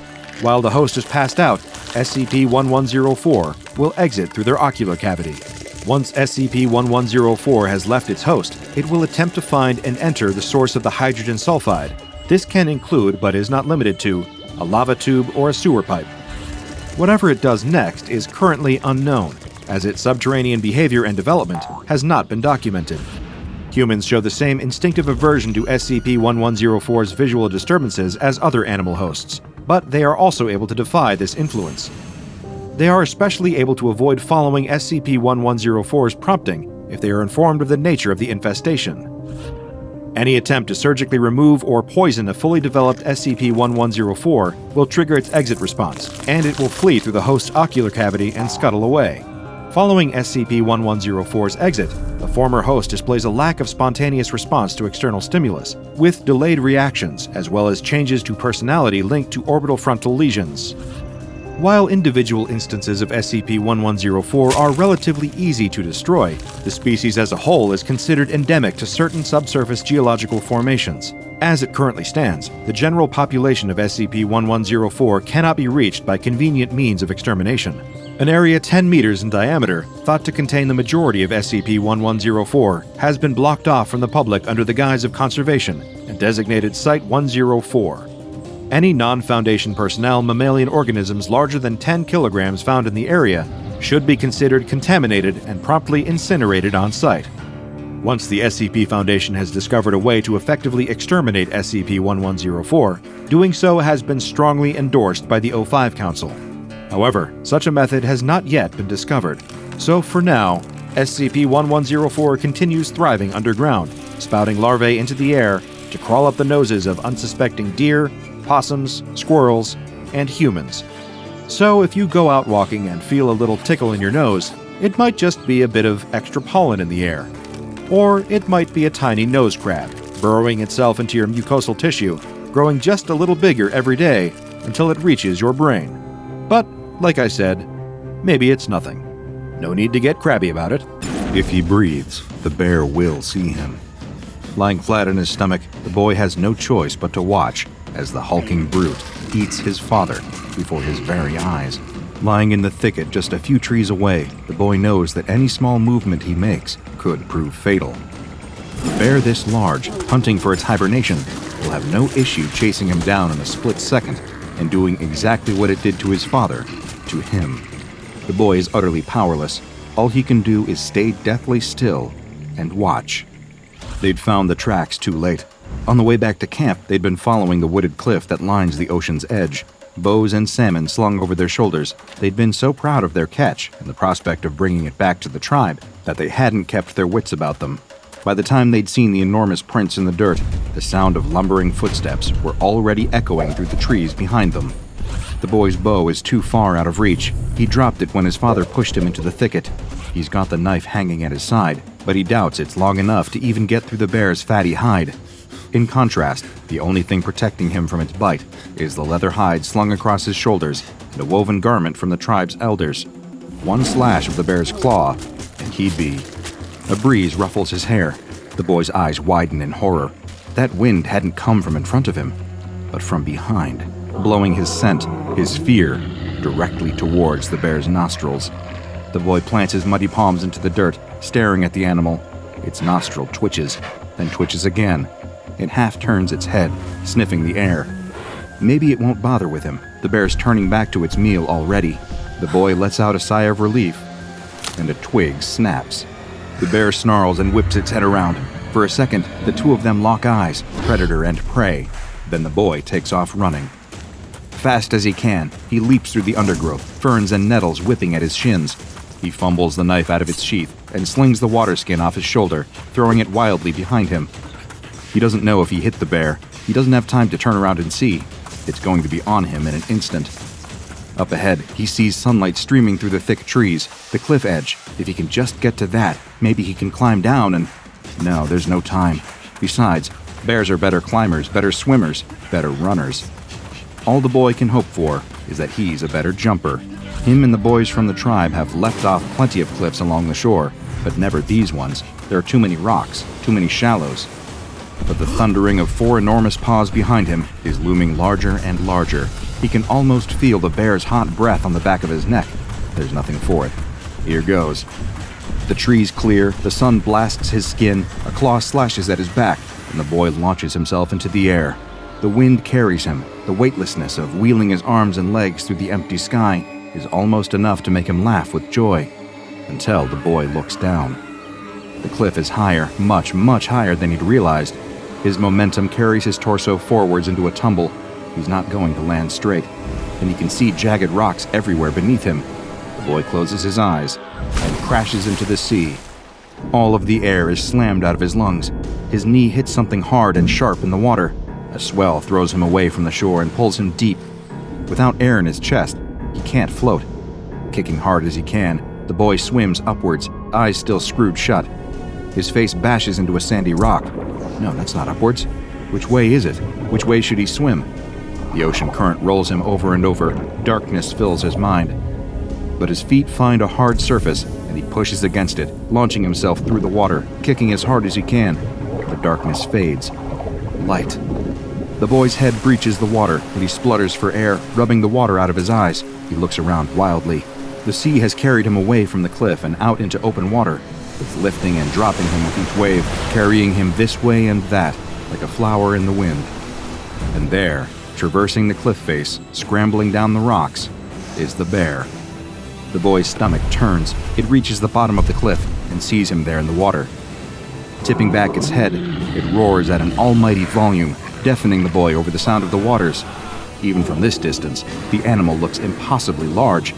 It dwarfs the boulders that line the water's edge. It slips into the water, barely making a ripple, and kicks off from the shore. Going straight for him, the bear is covering the distance so fast, he only has seconds left. With barely the strength to keep himself afloat, the boy knows he'll never be able to outswim this creature. Instead, he takes a deep breath and looks up at the woods, remembering all of the happy moments he'd spent in there with his father. A current swells beneath the boy and almost throws him out of the water. An enormous shadow flies through the depth beneath him. A whale? It couldn't be. Whatever it is, the shadow is swimming straight at the advancing bear. So fixated on its prey, the bear doesn't even notice what's approaching until it's too late. The ocean explodes. A blast of water as tall as the cliffs themselves shoots up into the air and showers the boy's head. Somewhere in the midst of the spray, a monster erupts from the depths. Snapping its jaw around the bear, it lifts the animal into the air and throws it against the cliff. The impact is so strong that a small landslide follows the bear's rolling body as it tumbles back towards the water. But the boy has eyes only for the monster emerging from the sea. Crawling up the rocks with one gnarled foot after another, the boy can hardly make sense of what he's looking at. It seems to have some kind of scaly hide, harder than the rocks surrounding it. A wave crashes against the monster as it leers over the bear and sinks its teeth into the animal's hide. Unable to look away, the boy kicks out and starts swimming away up the coast. Only once he's a long way around the bay does he dare to clamber out and back onto land. That night, once the rest of the tribe have gone to sleep, the boy can't help but lie wide awake in his tent. Without his father here, it's not the same. Quietly rolling up the hide doorway, the boy slips out into the night. They're camped by a small cave with beautiful smooth walls inside. They say it's the cave of their ancestors, the place where all life started. The fire in the cave has to always burn. Fortunately for him, the cave is empty. The boy stares up at the wall in wonder. Finger drawings of animals, hunters, mothers, shamans, gods, and forests fill almost every part of it. Only one space remains in the corner, a finger painting of the rocky cliffs with the swelling sea beneath. Dipping his finger into the paint, the boy sits by the wall and starts to paint. A terrible monster crawling out of the sea, with a scaly hide stronger than any rock. That's it. You know that from just some finger painting. The archaeologist turns to the group of researchers surrounding him in the cave. UV lights are set up all along the walls, with the blue and violet shapes revealed all across the stonework. The archaeologist can't help but empathize with the spiritualism of their long-forgotten ancestors who'd lived in these caves thousands of years ago. The professor was the one who asked the question, a cold woman, standing well over 6 feet tall with a crop of fiery ginger hair. To him, she seems less of a scientist and more of a military leader. But what does he know? "Walk with me," she says and leads him out of the cave. Personnel fills the surrounding area. Most of them are armed. Cranes lift huge sheets of reinforced lead plating into place. Several mysterious vats line the edge of the forest, each adorned with more warning and hazard signs than you'd see in a nuclear power station. The two of them have to pause for a moment as 3 tanks roll past them. The archaeologist breaks the silence. "You know the reason I started all my research in the first place? Did I ever tell you that story? Every early civilization in the world, whether it's ancient China, Mesopotamia, South America, Northern Europe, all these cultures, you take a look at their mythology and what do you find?" The professor ignores him, instead choosing to bark orders at a group of agents talking over coffee. They all immediately dump their drinks and get back to work. What one thing do they all talk about, even though it never existed? Dragons. All these disparate people with no contact with one another, all of them still draw pictures of dragons. The professor stops walking at the edge of the cliff. The pair of them stand there, surveying the vast ocean stretching out in front of them, as researchers, agents, and workers rush around behind them. After a long pause, the professor asks him to proceed. In ancient Hebrew texts, when they talk about God creating the world in 7 days, what happens on day 5? The professor flicks the hair out of her eyes and replies curtly, "God created fish in the sea and birds in the sky." "Oh, not exactly," Look at the original Hebrew. He created all of the fish that teem in the sea, sure, but he also created Leviathan, a serpent-like monster from the depths, as old as the world itself. You think that's what we're dealing with? Maybe. Or something worse. By nightfall, preparations are operational. Enormous floodlights switch on, one after another, illuminating an enormous steel box with an open lid at the top, surrounded by armed agents, huge net launchers, and several tanks. It all seems a bit excessive as far as the archaeologist is concerned. He isn't officially still supposed to be here, but in all of the scramble for the Foundation to get the capture site ready, no one noticed that he had stuck around. From the viewing platform several hundred meters away, he has to watch it all unfold through a pair of binoculars. Out above the water, suspended from one of the cranes, is an elephant carcass. The professor told him that the Foundation had even marinated it for extra flavor. He had only been recruited into this project a couple of months ago, but from what he could tell, it's been an ongoing priority for the Foundation for several years now. The scale of the operation of just setting up at this site is already mind-boggling, but they've been chasing up leads like this for years now. Arriving at scenes, they suspect this creature has been sighted in the past and setting up traps for it. He was only brought in out of desperation. The Foundation had exhausted all recent hunting grounds and was trying to cast the net even wider. He'd just been quietly working on his university research paper about ancient reptile drawings when the agents had let themselves into his office. But staring through his binoculars now, the archaeologist knows there's no chance of this operation actually working. They have floodlights, for crying out loud. No intelligent predator would come anywhere near that elephant carcass. Movement. Not in the waters or any of the lit-up areas. No, there's something in the forest line, just behind a group of researchers. He reaches instinctively for his walkie-talkie, then stops himself. How many times had he got jittery before and reported something preemptively? The agents already don't take him seriously as it is. He can't be jumping at shadows. But there it is again, a shape moving fast through the trees. He scans the binoculars this way and that, trying to find it. Just a group of researchers there, some agents there, supply crates, researchers, agents. Wait, weren't there more of them a second ago? He looks closer. Someone's gone missing. He clicks on the radio. South Lookout Team, report in. Nothing. South Lookout Team? A sickening feeling settles in his stomach. With all those bright lights everywhere, they're casting a lot of dark shadows. He has to do something fast. Running down from the lookout point, the archaeologist takes off running through the trees to the site. He holds his radio up to his mouth as he goes, trying to get anyone to respond. But it's hopeless. The thicket cracks and crunches under his feet as he tries to make his way through the dark woods, ignoring the feeling that crawls up his neck of being watched.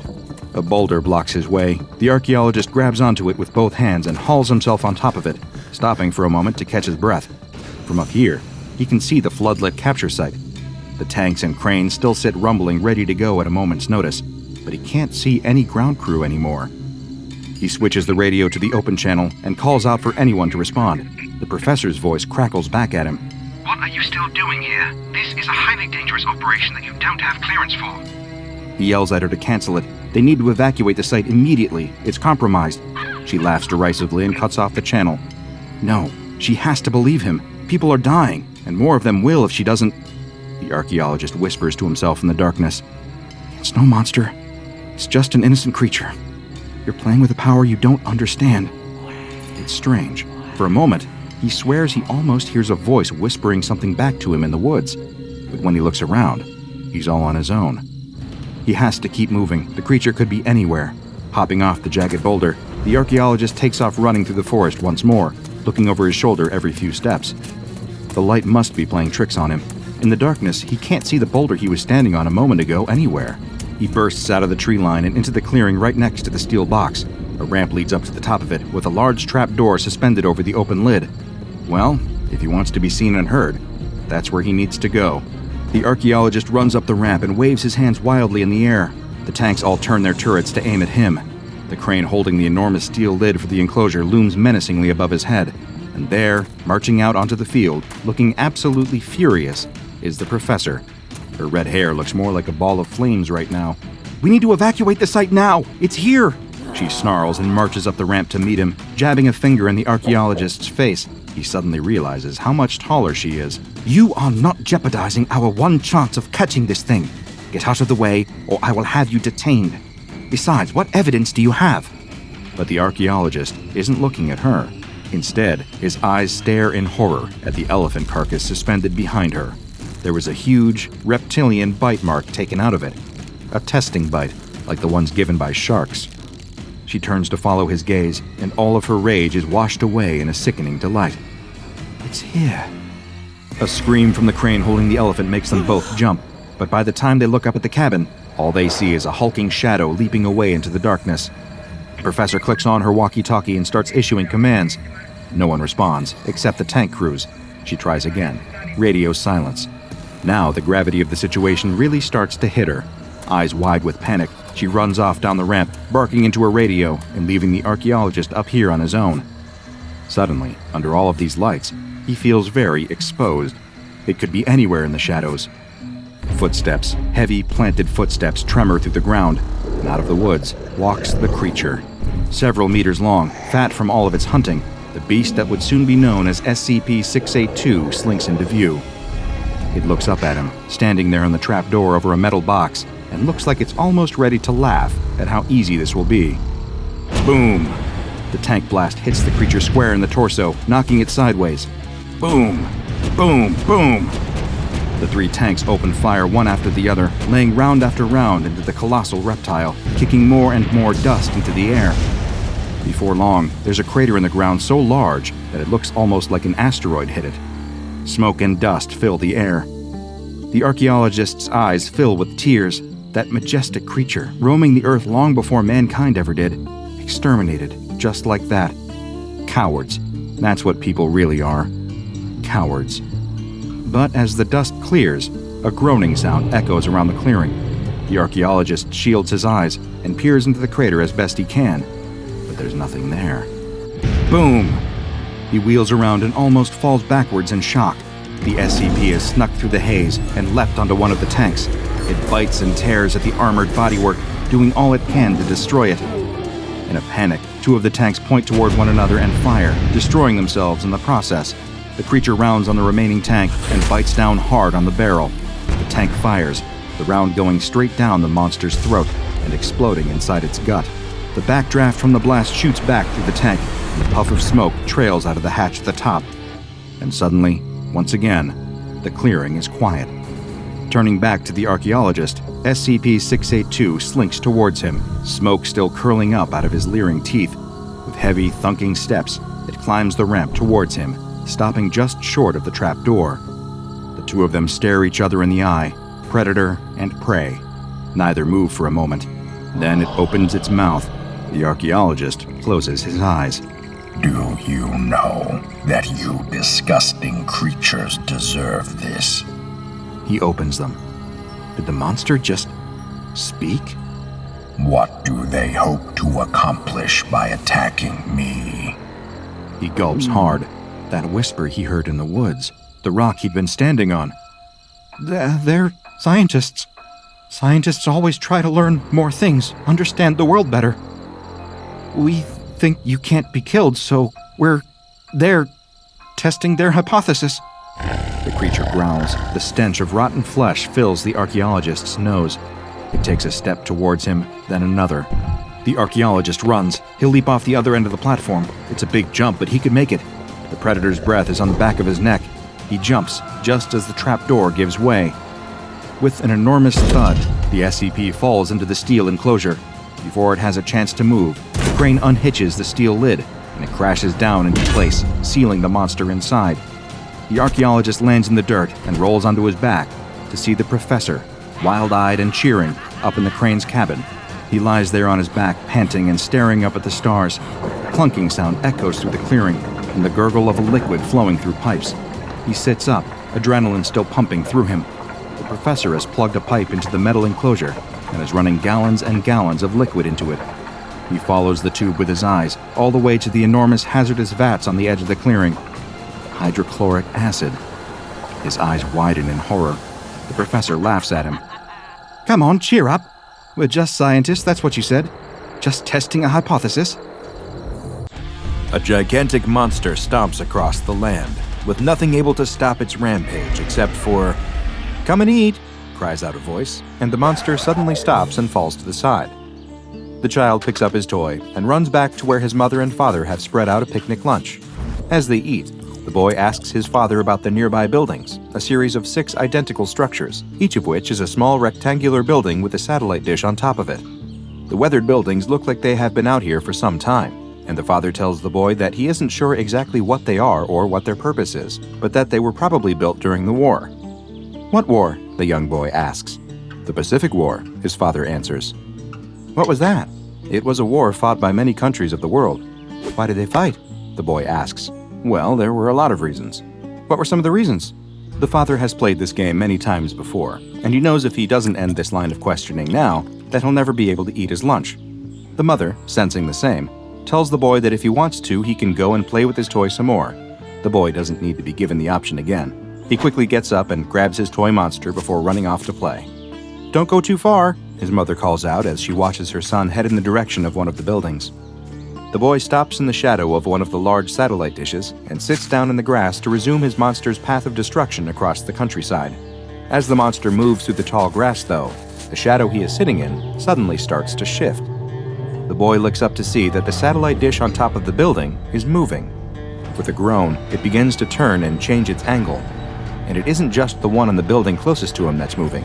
He can see that each of the 6 satellite dishes are doing the same thing. They're all turning to point towards the same spot on the horizon. The boy squints in the sunlight and sees what they're all now directed towards. Off, far in the distance, is a real monster. It's a massive-looking creature, a huge half-fish, half-lizard, covered in scales and spiky fins. It must be at least 50 meters tall or more, and it's coming straight towards him. The boy can already hear the sounds of its giant webbed feet stomping and shaking the ground, and as it gets closer, its high-pitched shrieks and cries become audible too. Adding to the cacophony, an air raid siren begins to wail, followed by the sounds of gunfire, the marching of hundreds of boots, and the roar of engines. The boy looks around, but he doesn't see any of it. It's just him, the buildings, and the monster. The boy can't run, though. He's frozen in fear. All he can do is watch as it swipes at trees and power lines, knocking them down with ease, all while getting closer and closer. The satellite dishes finally finish their slow alignment, and there's a loud humming noise, followed by a loud cracking sound, as each one emits a bright beam of electricity at the monster. The creature stops its assault and howls in pain as the 6 satellites focus their beams on it. The beams disappear, and the monster appears stunned, but then it looks up and continues to come forward, this time even faster than before. The monster is only hundreds of feet away now, and the boy doesn't know what to do. He's too scared to even scream for help. He closes his eyes and starts to cry when he's abruptly lifted into the air. The boy opens his eyes to see that it's his father. He picks up the boy and starts to run as fast as he can. The boy can see over his father's shoulder that the monster has not changed its course to follow them. It seems to still be focused on the building he was playing next to. The monster finally reaches the building and begins swiping at it, tearing it apart as the other satellites slowly realign, all pointing at the creature once again. The sound of the invisible army increases, and the monster reels as if it is struck by unseen weapons. It suddenly rears back in pain as an artillery shell appears just feet away from it before exploding in the creature's face. But nothing seems able to deter it, and it keeps clawing at the building with the satellite dish. The father finally reaches the mother, who grabs the boy and embraces him tightly. There is a loud noise, and the family turns to watch as the monster finishes destroying the building and turns its attention to one of the others. But then the dishes unleash another blast of electricity at it with a thunderous crack. The creature howls in pain as it stumbles and falls to its knees. It is struggling to get back up when yet another blast hits it and it falls to the ground. It breathes a couple of final, labored breaths before it closes its eyes, its enormous tongue lolling out of its mouth. The creature is finally dead. A loud celebratory cheer goes up in the empty field from what sounds like hundreds of people as the creature begins to slowly fade from view before eventually disappearing completely.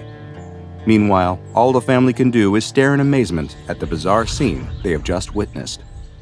The extremely strange events that just befell this average family may sound like the plot of a movie, and in some ways, it was, because this is SCP-3954, also known as Looping Kaiju Killing. SCP-2954 is an anomaly that consists of several distinct components. The first, SCP-2954-1A, are the 6 large structures that resemble buildings with satellite dishes, which are located near a now deserted rural town in Japan. The word resemble is very important, because these are not actual satellite dishes, but instead appear to be nothing more than facsimiles of real ones. The interior of the SCP-2954-1A buildings lack all of the mechanical components one would expect to find inside, and instead contain only a crude rope and pulley system, which control the satellite dishes on the building's roof. Despite their lack of internal machinery, the satellite dishes are nonetheless somehow capable of discharging powerful electric arcs of energy, which they only do when confronted by an SCP-2954-2 instance. SCP-2954-2 refers to creatures which have a mix of reptilian, amphibious, and fish-like traits. They are always 50 to 60 meters in height, and most of their body is smooth and blue-gray in color, except for their scaled underbellies, which are red. Both their back and forearms have large spiny fins, and SCP-2954-2 instances walk upright on two legs, though they are always hunchbacked. Their mouths are also always agape and are capable of spitting a highly corrosive acid. These creatures appear during a period of time that have been designated as Tsuburaya events. These events, which start every 7 days, consist of a single instance of SCP-2954-2 manifesting near the SCP-2954-1A buildings before it begins destroying its surroundings. The buildings will then activate, turning their attention on the creature and firing their electric arcs at it in an attempt to stop its rampage. This will cause SCP-2954-2 to focus its attention on one of the buildings, which it will then try to destroy. As it does so, the sounds of weapons being fired, vehicles moving, and orders being shouted in Japanese can be heard. This Phantom Army, which has been designated as SCP-2954-1B, is only heard, not seen, and there are never any physical signs of their fight, save for the creature's own reactions to the weapons and the occasional artillery shell that will materialize in midair before striking it. During these Tsuburaya events, the SCP-2954-2 instance will always destroy at least one of the satellite dish buildings, and various other explosions roughly equivalent to what would be expected from small vehicles being destroyed will also be seen as it fights back against the 2954-1B army. Eventually, the combined assault of the 1A and 1B forces will be enough to overwhelm the creature, and it will collapse, grow transparent, and eventually disappear completely. A disembodied cheer will be heard, presumably from the 1B army, and any damage to the environment, including the 1A buildings, will be reversed. But what is the cause of this endless cycle of destruction and restoration? Where do the creatures come from, and what do they want? And who is the invisible army that always stands ready to fight back against the rampaging monsters? The answers to those questions may have been discovered while exploring the area where the Tsuburaya events take place. There, in another small abandoned building, SCP Foundation agents discovered a trove of objects that may shed some light on just what these creatures are. The objects located included various movie posters, film reels, and documents that appear to be related to the production and distribution of motion pictures. The posters seem to depict creatures quite similar to the SCP-2954-2 instances, and the title of the poster, when translated from Japanese, reads, Fukairu's Assault. When agents viewed the footage on the film reels, they found that it depicted a scenario quite similar to the Tsuburaya events. Also of interest are a series of notes found within a filing cabinet inside of the building, with several being of particular note. The first, when translated from Japanese, reads, Our sponsor gave 20 monsters to shoot. We'll pick the best footage. The second, which is dated to 1974, says, Filming completed. Don't forget, call our sponsor to say further shipments are unneeded. The third and fourth are both addressed to what may be the film's producers, and they read, Do you need more Fukairu? We can resupply until you're satisfied. And, You have not replied for a while. Regardless, we will send another shipment. Happy filming. But perhaps strangest of all is that there are multiple similar versions of the last note, and while the oldest is dated to 1972, additional instances continue to appear to this day, with new letters sporadically manifesting inside of the filing cabinet. The obvious danger that is caused by a rampaging 50-meter-tall monster is clear, and this anomaly has been classified Euclid as a result. Though since the creature is inevitably always killed by the SCP-2954-1 forces, containment is instead focused on keeping the public away from the area. Guards have been stationed around the area to prevent civilians from entering during Tsuburaya events, and any members of the public who do manage to witness an event are to be administered Class A amnestics. What is the origin of these looping kaiju? Did someone attempt to harness an anomalous source in order to produce special effects for their film? If so, were they killed by their own creation before being able to turn it off, leading to a never-ending cycle of attacks? While we may never know the answer for sure, at least the result is entertaining, provided you keep your distance, that is. Just a little further, your friend says. They're leading your group. and as you all emerge from the woods, your flashlight illuminates a tall chain-link fence with barbed wire strung across the top.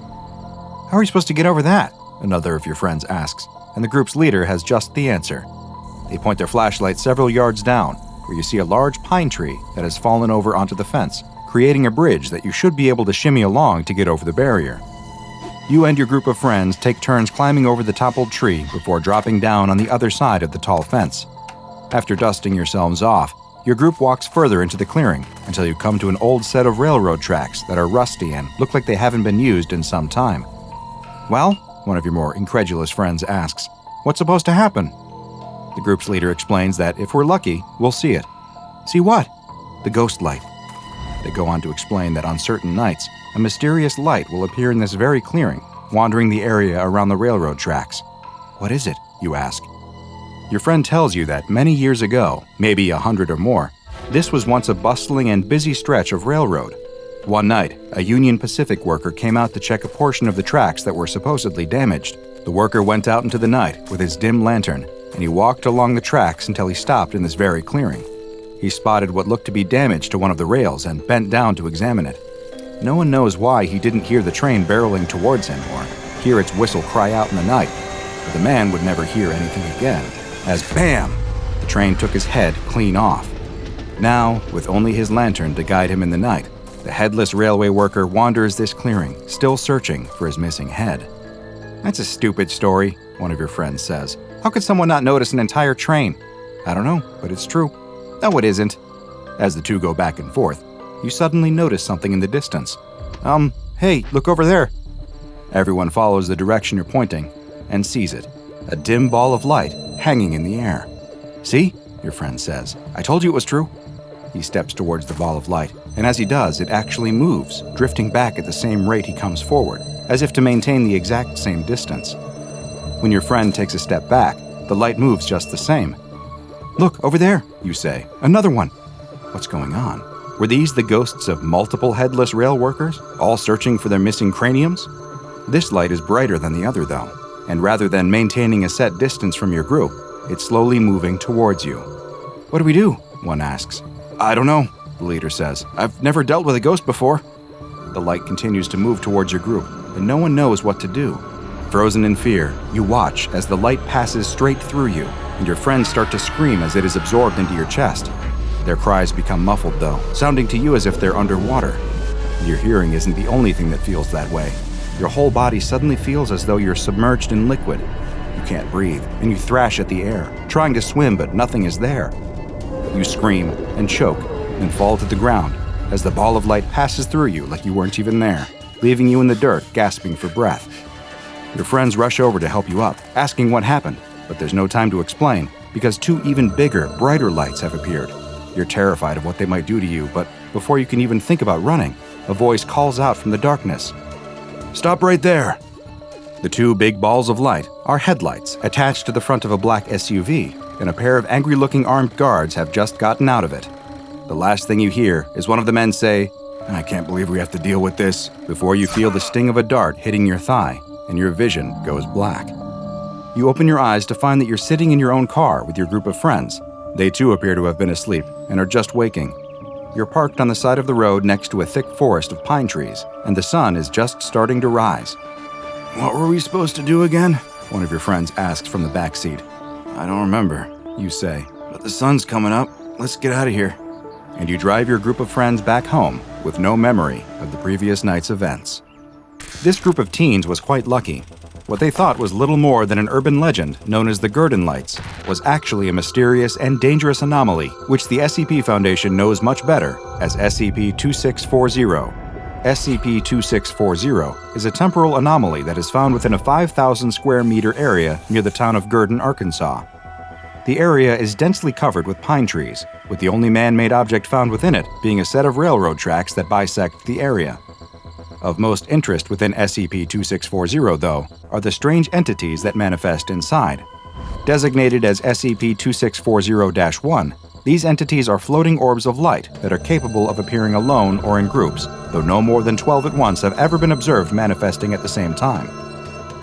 Their light will vary in intensity, from 75 to 450 lux, which is roughly equivalent to the range of light produced by standard light bulbs, and the color is always a bluish-white.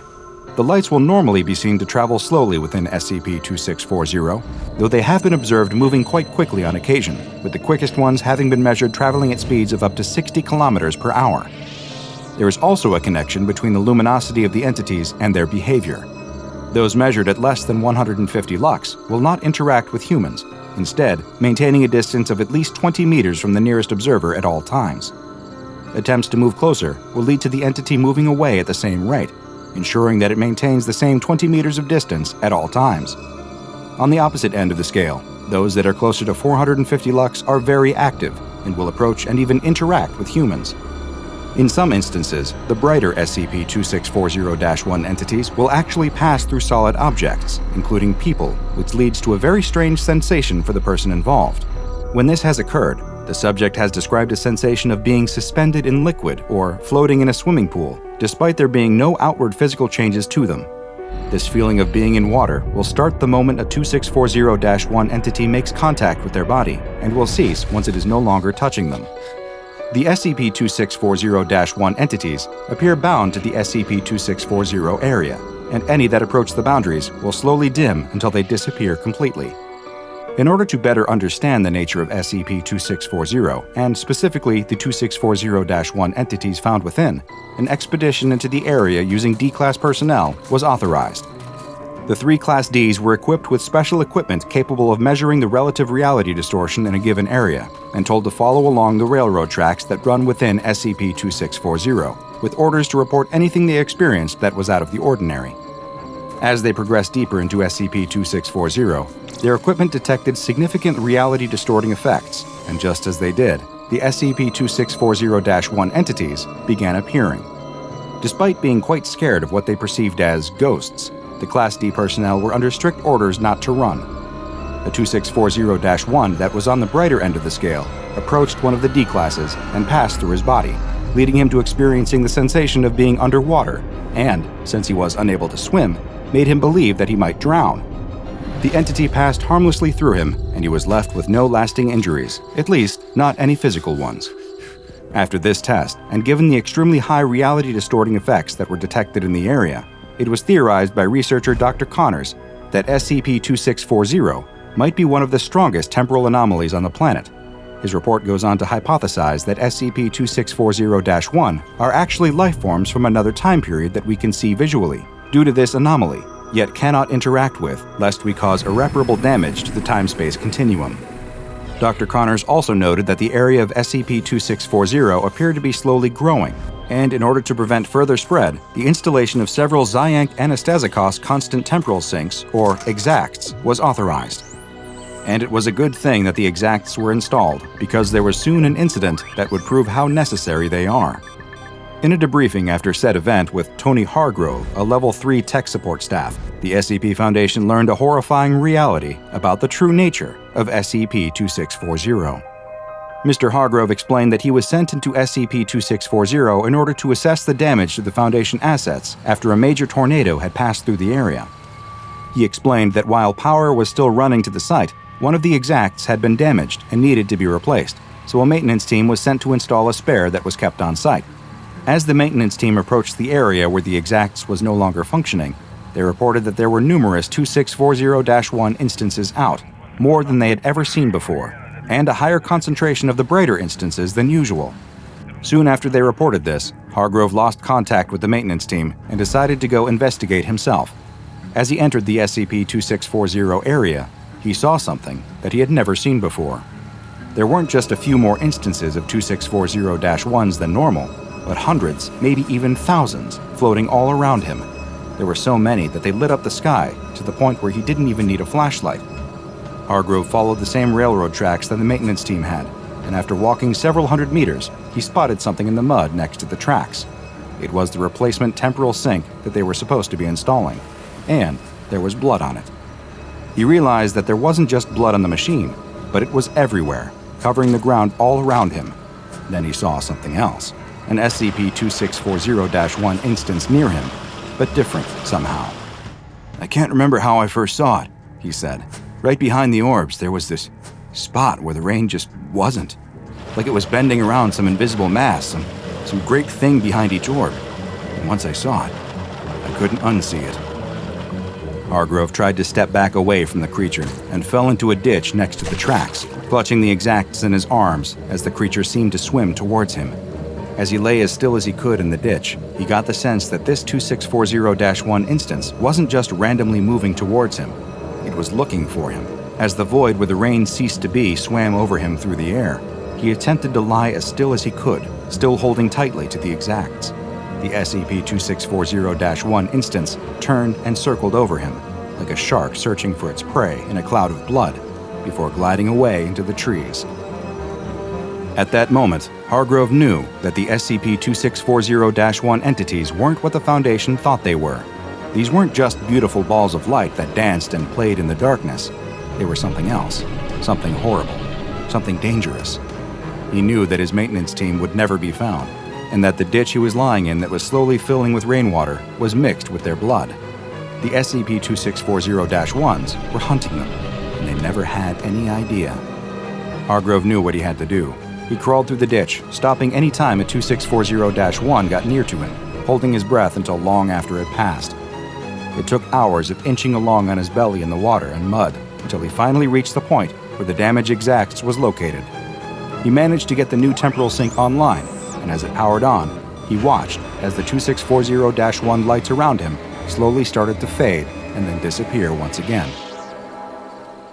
The deaths of the 4 Foundation personnel who were on the maintenance team, as well as 6 other civilians who were killed, were attributed to the tornado, and Mr. Hargrove requested that he be administered a Class B amnestic and reassigned to a new location, both of which are pending approval. The rail line that runs into SCP-2640 has been decommissioned, and a 3-meter-tall electrified fence has been erected around the entirety of the area in order to prevent civilians from approaching. No fewer than 8 Zyank and Estikos constant temporal sinks are placed in the surrounding area in order to prevent the further spread of SCP-2640, and a subterranean miniaturized pressurized water reactor has been installed on-site in order to provide constant, uninterrupted power. The Disinformation Bureau has an ongoing dissemination campaign to further the notion that the SCP-2640-1 lights are nothing more than an urban legend, and should any civilians manage to witness them, they are administered Class B amnestics in order to keep this Euclid-class anomaly a secret. Just what is the true nature of SCP-2640, and perhaps more importantly, SCP-2640-1? Is the breach of our reality a look into the past when this area was covered by an ancient ocean? Or a glimpse into the future, when the seas have swallowed it once again? No matter which is the answer, the reality is that there is something there now, something that has managed to pierce the veil of time and make us its prey. It's day 9 of Joseph Mann's expedition into the extreme wilderness of Antarctica. He's been following the tracks of a mysterious creature, a massive, anomalous beast that has been spotted in the snowy wastes. As he follows the tracks, he sees something. It's his own tent, but he had been walking for days after leaving this camp. How was he back here after only a few hours? Time and distance were starting to feel off, like they were stretched out and folded over into knots. Maybe he was confused about the tracks.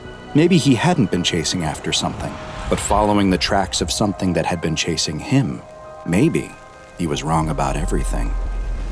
Hi, I'm DrBob, and this is SCP-3764. Also known as the Eldritch Antarctic. SCP-3764 is a massive biological entity, standing over 380 meters tall and estimated to weigh over 150,000 metric tons. It possesses around 80 tentacle-like arms that it uses for movement and simple actions like grasping objects. It also has what looks to be a head with 4 eyes. SCP-3764 possesses a number of anomalous properties, including the ability to communicate telepathically with humans, though the language used changes based on the person who is receiving its messages. Strangely, this communication appears to go one way only, as it has never demonstrated that it understands any attempts to communicate back to it. Its physical state has also been observed to be quite anomalous. Its size does not follow normal Euclidean geometry, with the creature appearing many times larger or smaller than it should, based on the viewer's distance from SCP-2764. There appears to be a critical zone lying roughly 50 kilometers away from the creature that stretches around it in a circle. As you move away from the creature and approach this line, SCP-3764 actually appears to grow larger until the critical zone is passed, at which point it begins to shrink as you move farther and farther away. Its body has a number of other strange properties too. Its tentacle-like arms rapidly translocate around its body at random intervals, jumping around all over its body, creating a twitchy, writhing mass that makes it impossible to count how many tentacles it actually possesses. But perhaps strangest of all is that not only do the creature's arms seem to break the laws of physics by jumping around its body, but so too does the entirety of SCP-2764. It's been observed to spontaneously relocate itself to different places, as if it is flickering in and out of existence. It appears that the creature flickers into a new place like this at random intervals, but it may be following some yet unknown rules, as it has never been seen appearing more than 25 kilometers away from where it was last seen, and always flickers back to its original location within 48 hours. SCP-2764 was first discovered by a civilian team that was conducting detailed surveys of the Antarctic landscape. The team observed the creature and were immediately alarmed by its strange properties, especially its bizarre geometric qualities. They returned to their home base and described what they had seen to a colleague, who was actually an SCP Foundation researcher in charge of investigating anomalous activity in Antarctica. This researcher sent word back to his superiors, who activated Mobile Task Force Eta-5, also known as the Jaeger Bombers. Eta-5 administered amnestics to the survey team and any other exposed civilians before setting up a perimeter around SCP-2764. What they would eventually learn was that the perimeter they established was far too close. In his investigation logs, MTF Eta-5 Commander Joseph Mann noted that he immediately experienced strange anomalous effects, such as how the creature seemed to shrink the closer he got to it, and the strange voices in his head. His curiosity soon got the better of him, and he decided to do some of his own research into the entity before the rest of the SCP Foundation scientists and guards arrived to take over the investigation. Mann gathered a couple volunteers who were also curious about the nature of the anomaly and set out on an expedition to gather more information.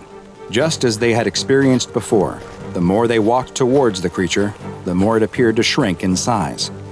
They also made note of strange prints in the snow.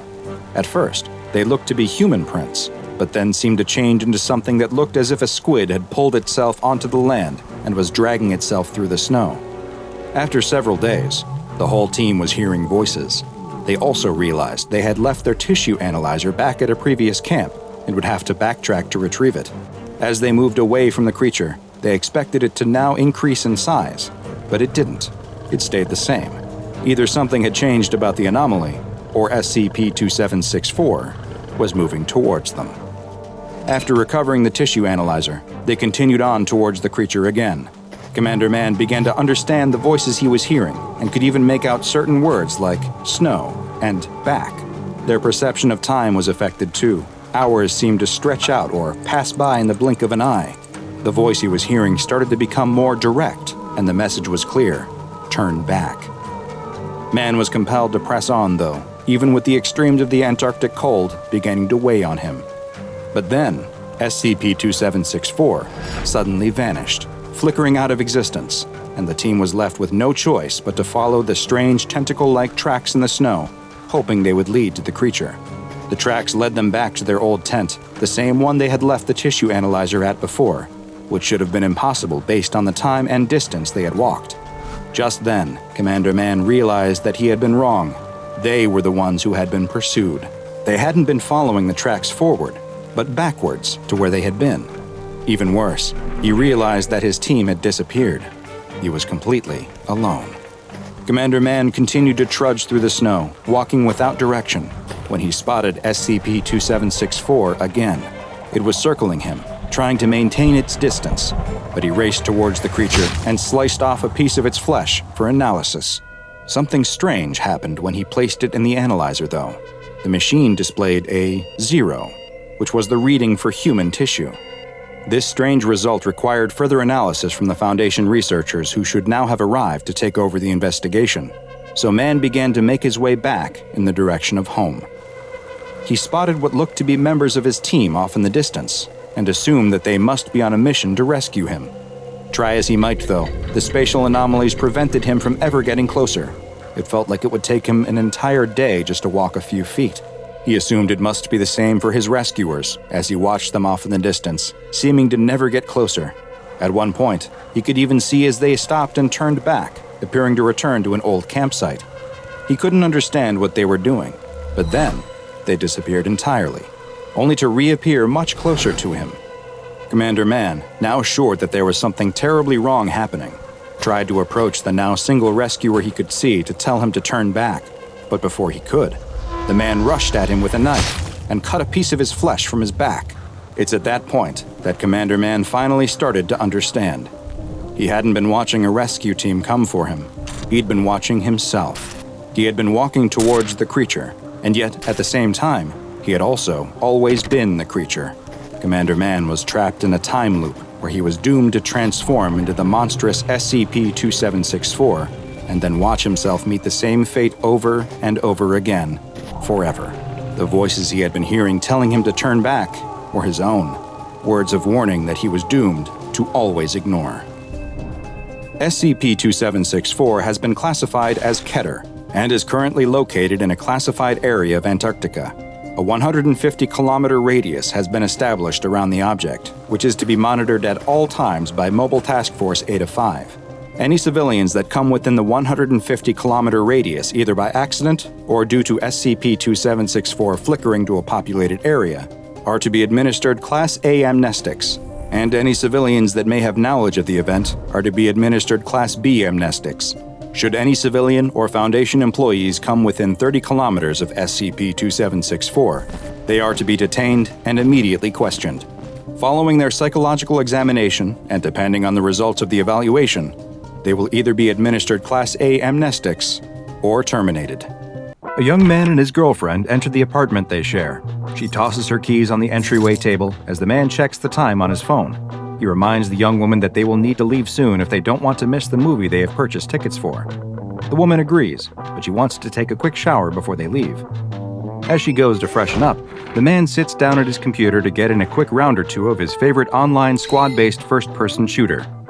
He puts on his headset and jumps into a game.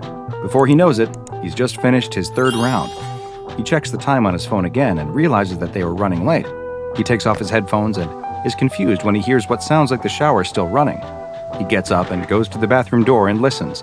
The shower is definitely still on. The man knocks on the door and asks if everything is all right. He waits a moment, but there's no response. He knocks again, and still nothing. She doesn't usually take showers this long, and he immediately worries that she might have passed out or, well, he doesn't even want to think about it. "I'm coming in, okay?" he announces as he opens the door to check on her.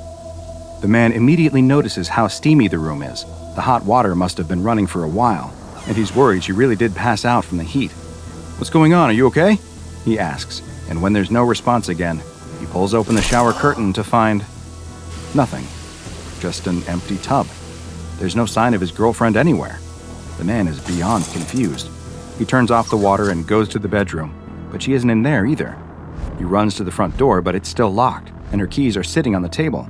He unlocks the door and sticks his head out into the hallway anyway, but nothing is out there. What is going on?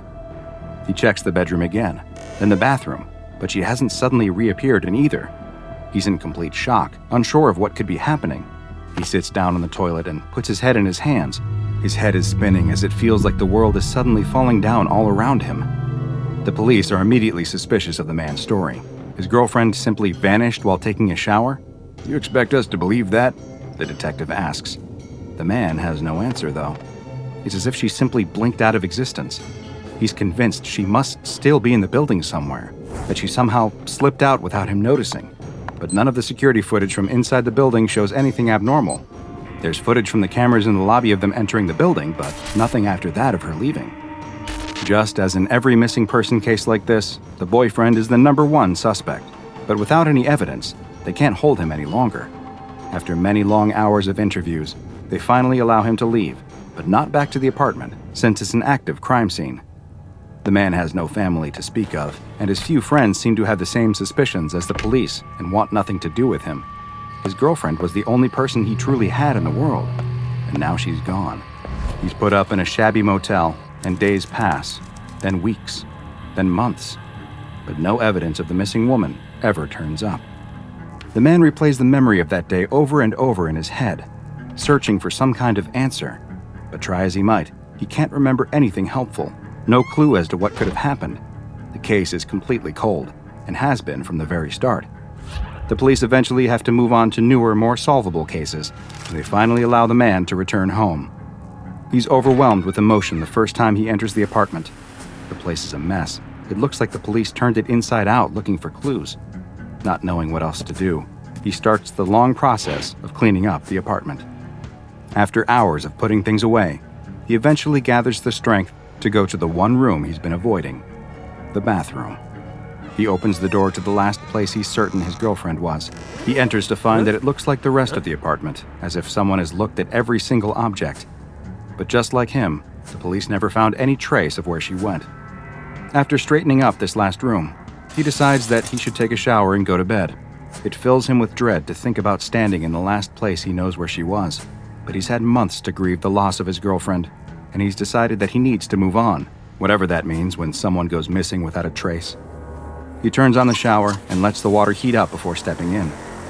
Once he's in, every thought he has is about her. He wonders if she ever actually got in the shower at all, or somehow used it as a diversion to slip out unseen. He just can't figure out how. The day's events race through his mind, just as they have 1,000 times before, but his thoughts are interrupted when he notices that the water has started to pool around his feet. He looks down and sees that the drain cover looks normal.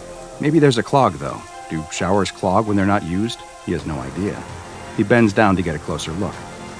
The long, black creature emerges from the drain in the blink of an eye and latches onto his mouth, muffling him before he even has a chance to scream. He struggles and pulls down the curtain on top of him as he falls back onto the shower floor. But it's already too late.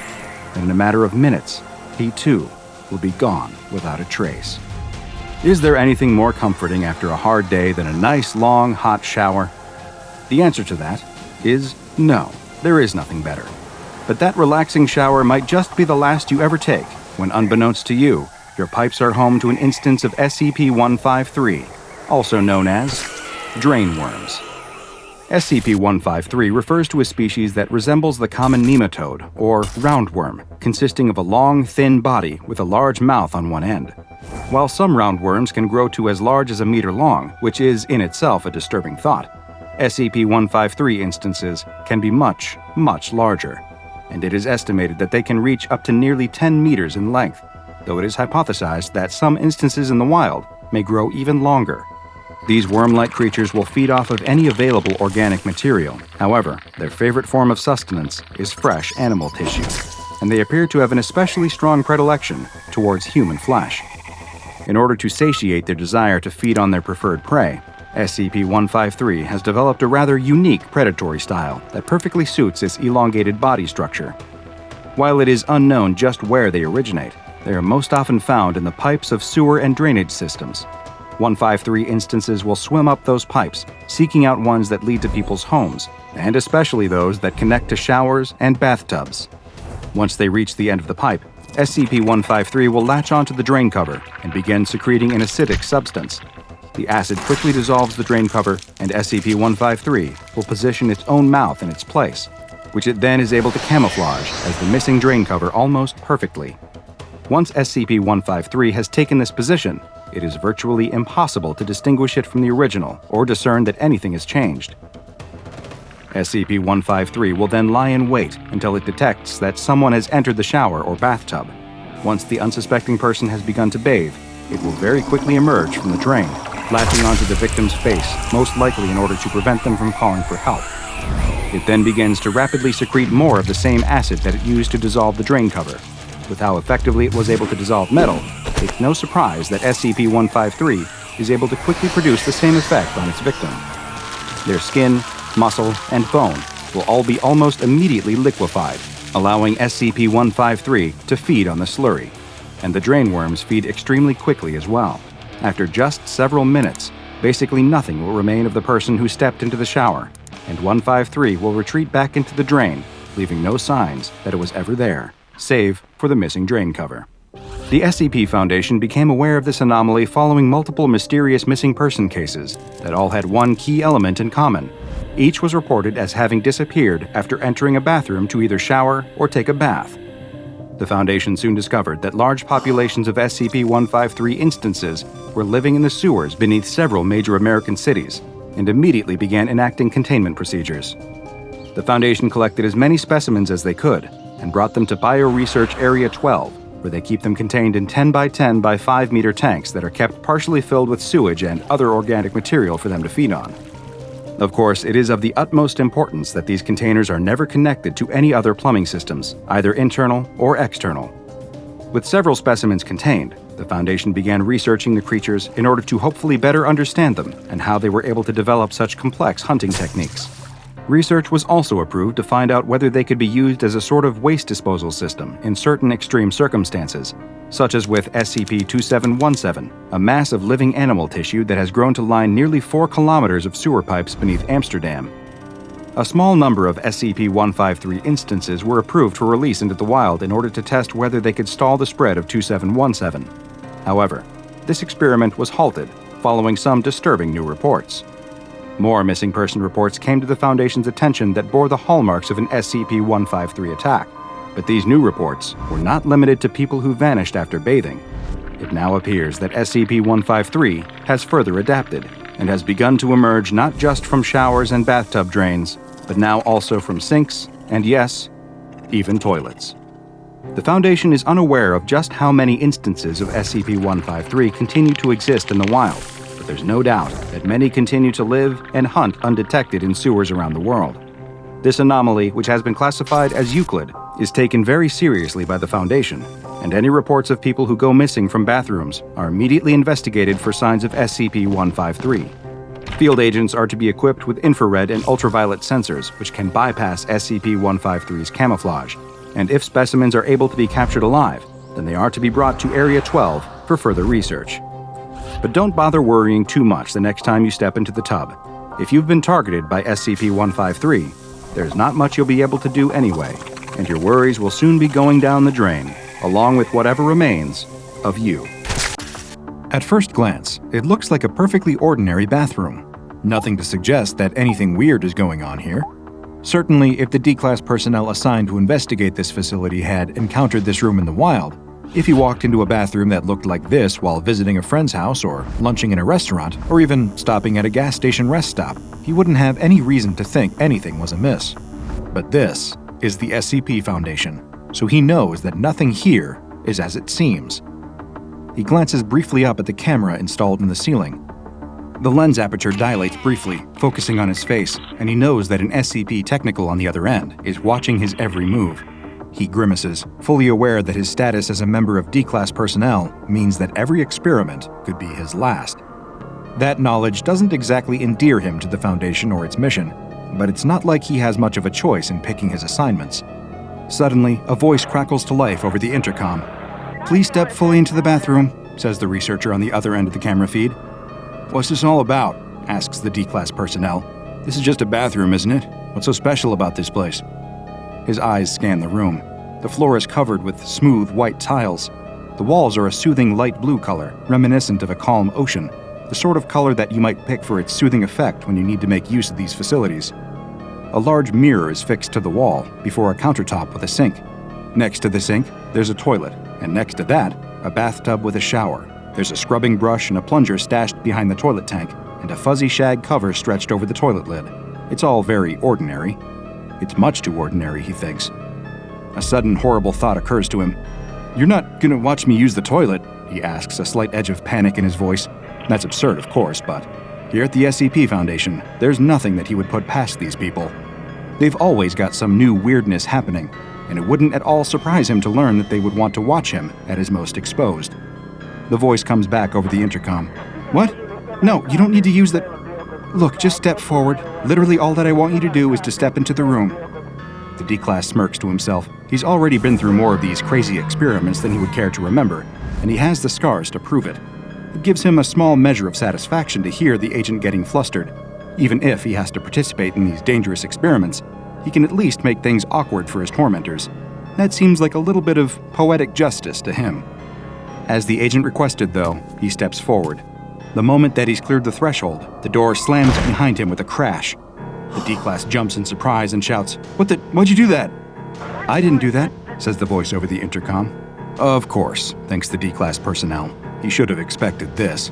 He grabs the doorknob and tries to yank the door open, but the door is stuck fast. He yanks again, harder this time, but the result is the same. The door doesn't budge at all. "The door's stuck," cries the D-Class. He feels his heart start to beat faster, and his temperature begins to rise. What terrible thing does this room plan to do to him? But after a moment, he begins to calm down. It doesn't seem like this room is planning to do anything. Maybe it's just a room with a weird door. But if that were the case, then why would the SCP Foundation be interested in this? "Just hang tight," says the agent. "I'll see what I can do about getting that door open." A few moments later, the agent arrives at the door to the bathroom and gives it a sharp yank. It doesn't budge. "Door's stuck," she says. The D-Class rolls his eyes. Of course it's stuck. "Hold on a second, I'll go get a technician," she says. The D-Class personnel listens to the sound of the agent's feet retreating into the distance. He sits down on the closed toilet and buries his face in his hands. What a day. Is he going to be trapped inside this bathroom forever? He can't help but speculate, but he tries not to think about it. He's more annoyed than anything, truth be told. He wonders if the agent is actually going for help, or if she's still just sitting in her cubicle, watching him through the camera and waiting for the other shoe to drop. His eyes flick to the camera, and he furrows his brow. He's so intent on the camera that he doesn't notice as a dark shape slowly bubbles out from the bathtub drain. It's a cockroach, a perfectly ordinary cockroach. Or is it? The roach remains motionless for a moment, perfectly still, except for the subtle twitch of its antenna. Then, all at once, it starts to move. The roach scuttles across the tub, scaling the porcelain walls, and runs across the counter. Like all cockroaches, it seems confused now that it's emerged into the light and eager to find a dark corner where it can hide again. It reaches the edge of the countertop, but, of course, a sheer cliff is no obstacle for an insect. It shimmies down the cabinet and makes a dash across the tiled floor. That's when the moving roach finally catches the eye of the D-Class personnel. He yelps in surprise and pulls his feet up, his knees going flush with his chest. The roach looks oddly out of place in this clean and well-maintained bathroom, and the sight of this disgusting little vermin fills the D-Class with a sudden and deep sense of loathing. "That's one massive cockroach," he mumbles to himself. Almost as if it heard his words, the roach starts to skitter toward him. The D-Class does not like that at all. Without hesitation, he immediately stomps on the roach, bringing his foot down with a definite thud, and then grinding the unfortunate insect under his heel. The sound is loud enough to attract the attention of the agent behind the camera. Apparently, she must have returned to her post after sending a request for a technician. "What was that?" she asks, her voice crackling over the intercom. "There was a really huge cockroach, just came out of the tub. Come on, hurry up and get the door open. I don't like it in here. There might be more of them." Okay, says the agent. "Just hold on for a second. Help will be here in just a couple minutes. Don't be so jumpy, it's just a bug after all, nothing to worry about." The D-Class personnel isn't so sure of that. After all, when you're dealing with unknown anomalies like those in the SCP archives, can you ever just not worry? He pulls his shoe off, stands up from the toilet, and walks over to the sink. Grumbling to himself, he turns the faucet and starts to wash the insect ichor off the bottom of his shoe. He's too intent on his activity to notice that a second cockroach has already popped out of the bathtub drain. Like the first one, it hesitates for a moment, and then it scuttles across the tub, scales the walls, and makes a beeline for its deceased comrade. As this happens, a third roach emerges from the drain, and a fourth. By the time the D-Class turns around, a whole battalion of cockroaches has entered the bathroom. His eyes go wide as he takes in the scene. A good dozen roaches have clustered around the first smashed roach, all feeding on its carcass. It's a grisly scene, and the D-Class is immediately revolted. He knows nothing about roaches, nothing that might suggest to him that this is in any way unusual behavior for these insects, but he doesn't really care. It looks disgusting, and he's positive that it isn't natural. I don't like this, he yells, panic rising in his voice. "Get me out of here! Hurry up and open the stupid door!" The observing agent, safe in her office, doesn't share the D-Class personnel's terror. From her point of view, she's just watching a man freak out over a couple of perfectly ordinary bugs. Of course, the scene takes on a whole different feel when you're not the one being asked to expose yourself to strange and potentially dangerous SCPs. She can't help but chuckle at the scene. "It's not funny!" cries the D-Class, once again jumping on the toilet and pulling up his legs into a fetal position. "Those things are huge! You better get me out of here now, or... He struggles to think of some threat that might convince the agent to take him seriously, but he fails. The agent is too busy taking notes on the situation. The roaches look to be ordinary specimens of the American cockroach, each about 5 or 6 centimeters long. When the group of roaches has devoured their smashed comrade, that's when things start to get really strange. The small group turns as one toward the D-Class. Now that is weird, thinks the agent. The D-Class probably thinks the same, because he starts to scream incoherently. Both Agent and D-Class are so focused on the roaches that they don't notice something even more sinister happening in the bathtub. A dark, tar-like substance has started to seep out of the drain, gradually filling the bathtub. The agent is too busy trying to soothe the D-Class, trying to convince him to stop screaming and start explaining the scene to her in rational detail so that she can add his observations to her notes. Meanwhile, the oily black tar continues to bubble from the drain, the surface level rising, until the tub is approximately 1/5 full of black goo. The D-Class's eyes suddenly alight on the tub. What's this? He mutters. Suddenly, dozens and dozens, maybe hundreds, of roaches start to rise from the black goo. They boil over the sides of the tub in massive chitinous waves, spreading across the floor of the bathroom in a solid sheet of glimmering black carapaces. It happens so fast that the D-Class can only gibber in mindless terror. There are too many roaches. For the moment, the D-Class seems safe perched on the toilet. The roaches can't scale up the shiny porcelain, slipping back down at every attempt. He scrambles to his feet, standing on top of the toilet lid and praying that it will hold his full weight. Otherwise, he's going to tumble headfirst into that writhing, seething swarm of vermin. He stares at what looks like an ocean of living insects, the light reflecting off their chitinous shells with an evil, oily gleam. It's like a scene out of a cheesy horror movie, but it's all too real. Through his panic, the D-Class vaguely recalls that when he was a kid, he once read a book about ancient life on Earth during the Permian era, when the Earth was a hot, humid jungle, when high temperatures and oxygen-rich air made the world perfect for giant insects. Cockroaches have lived on this Earth for how many million years, he wonders. He knows it's a lot, and he can't help but think about that legacy now that he's confronted with a living carpet made entirely out of roaches. Aren't scientists always predicting that cockroaches will eventually outlive humanity? They're the only nasty little things tenacious enough to survive a nuclear holocaust or the punishments of climate change.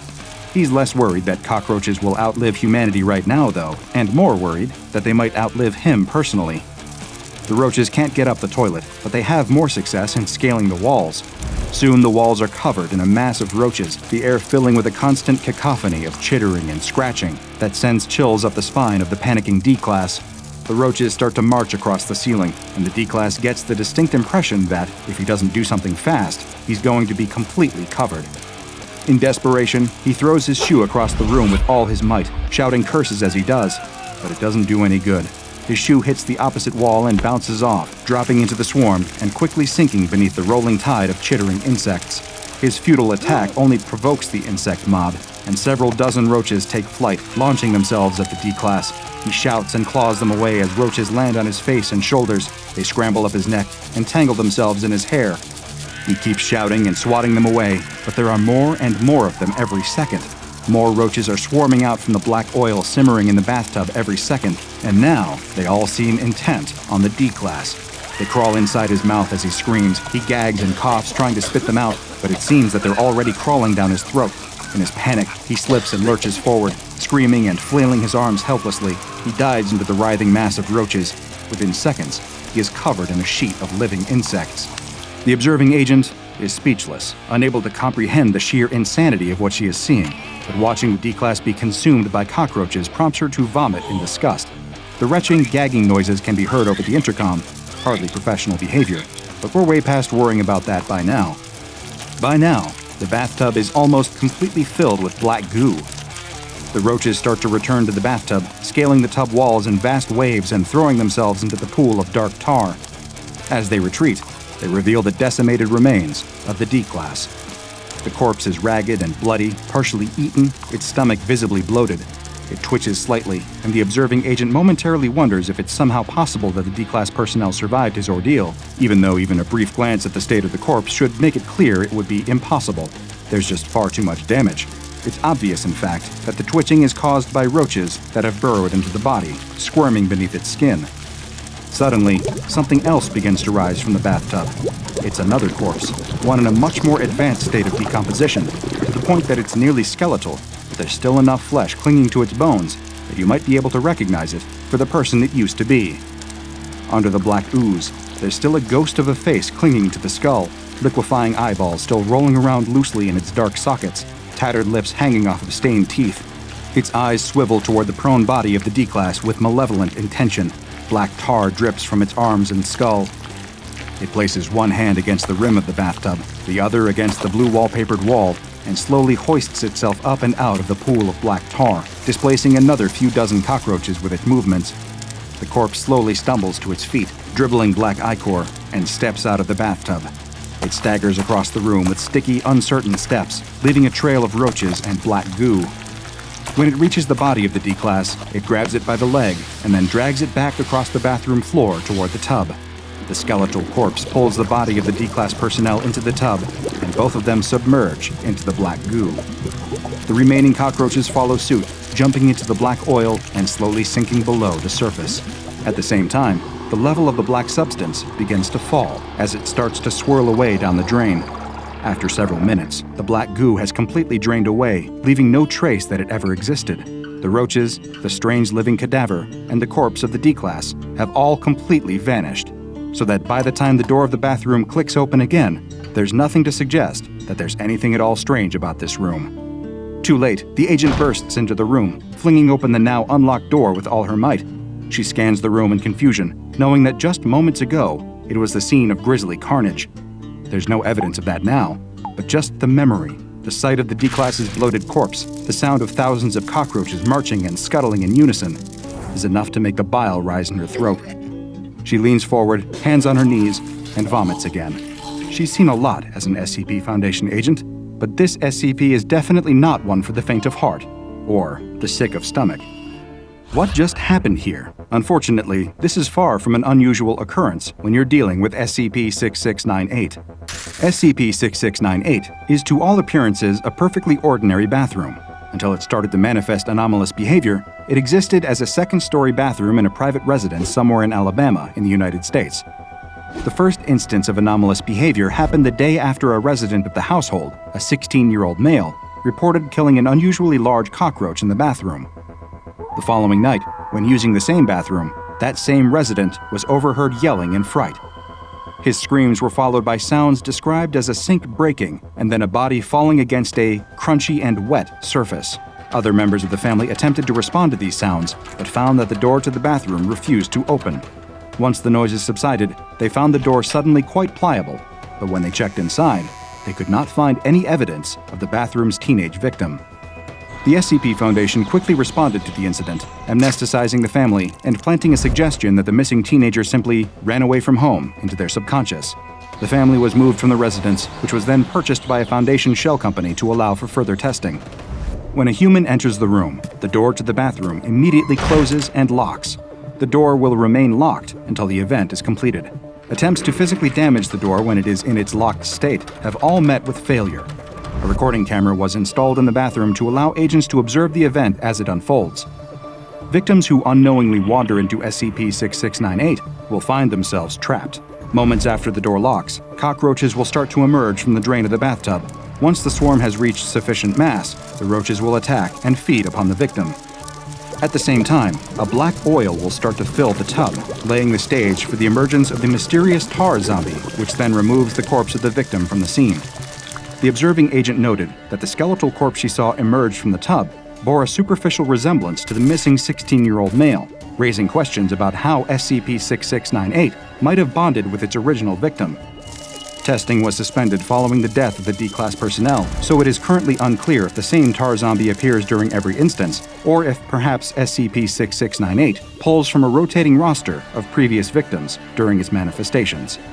At this moment, the relationship between the tar zombie, the black ooze, and the legions of carnivorous cockroaches is unclear, but large amounts of spectral energy have been detected in the room, leading to an assumption that the event must be supernatural in nature and to the involvement of the Department of Spectral Phenomena.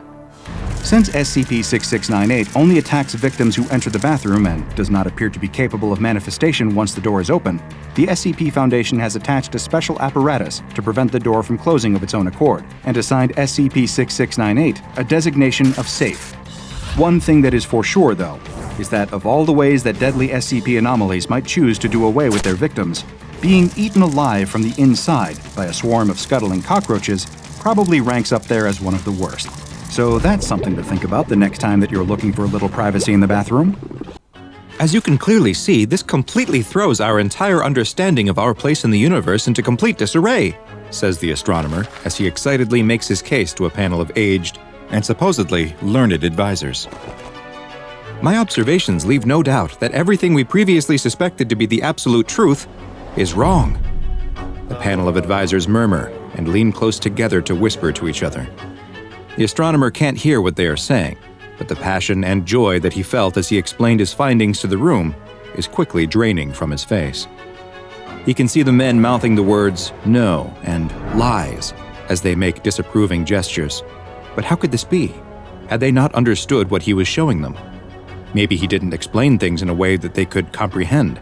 Here he was, the greatest scientist of his day, presenting hard facts, backed up by rigorous observations, and this was their reaction. The group of advisors finish conferring and grow quiet. The chief advisor clears his throat, and everyone in the room waits for him to speak.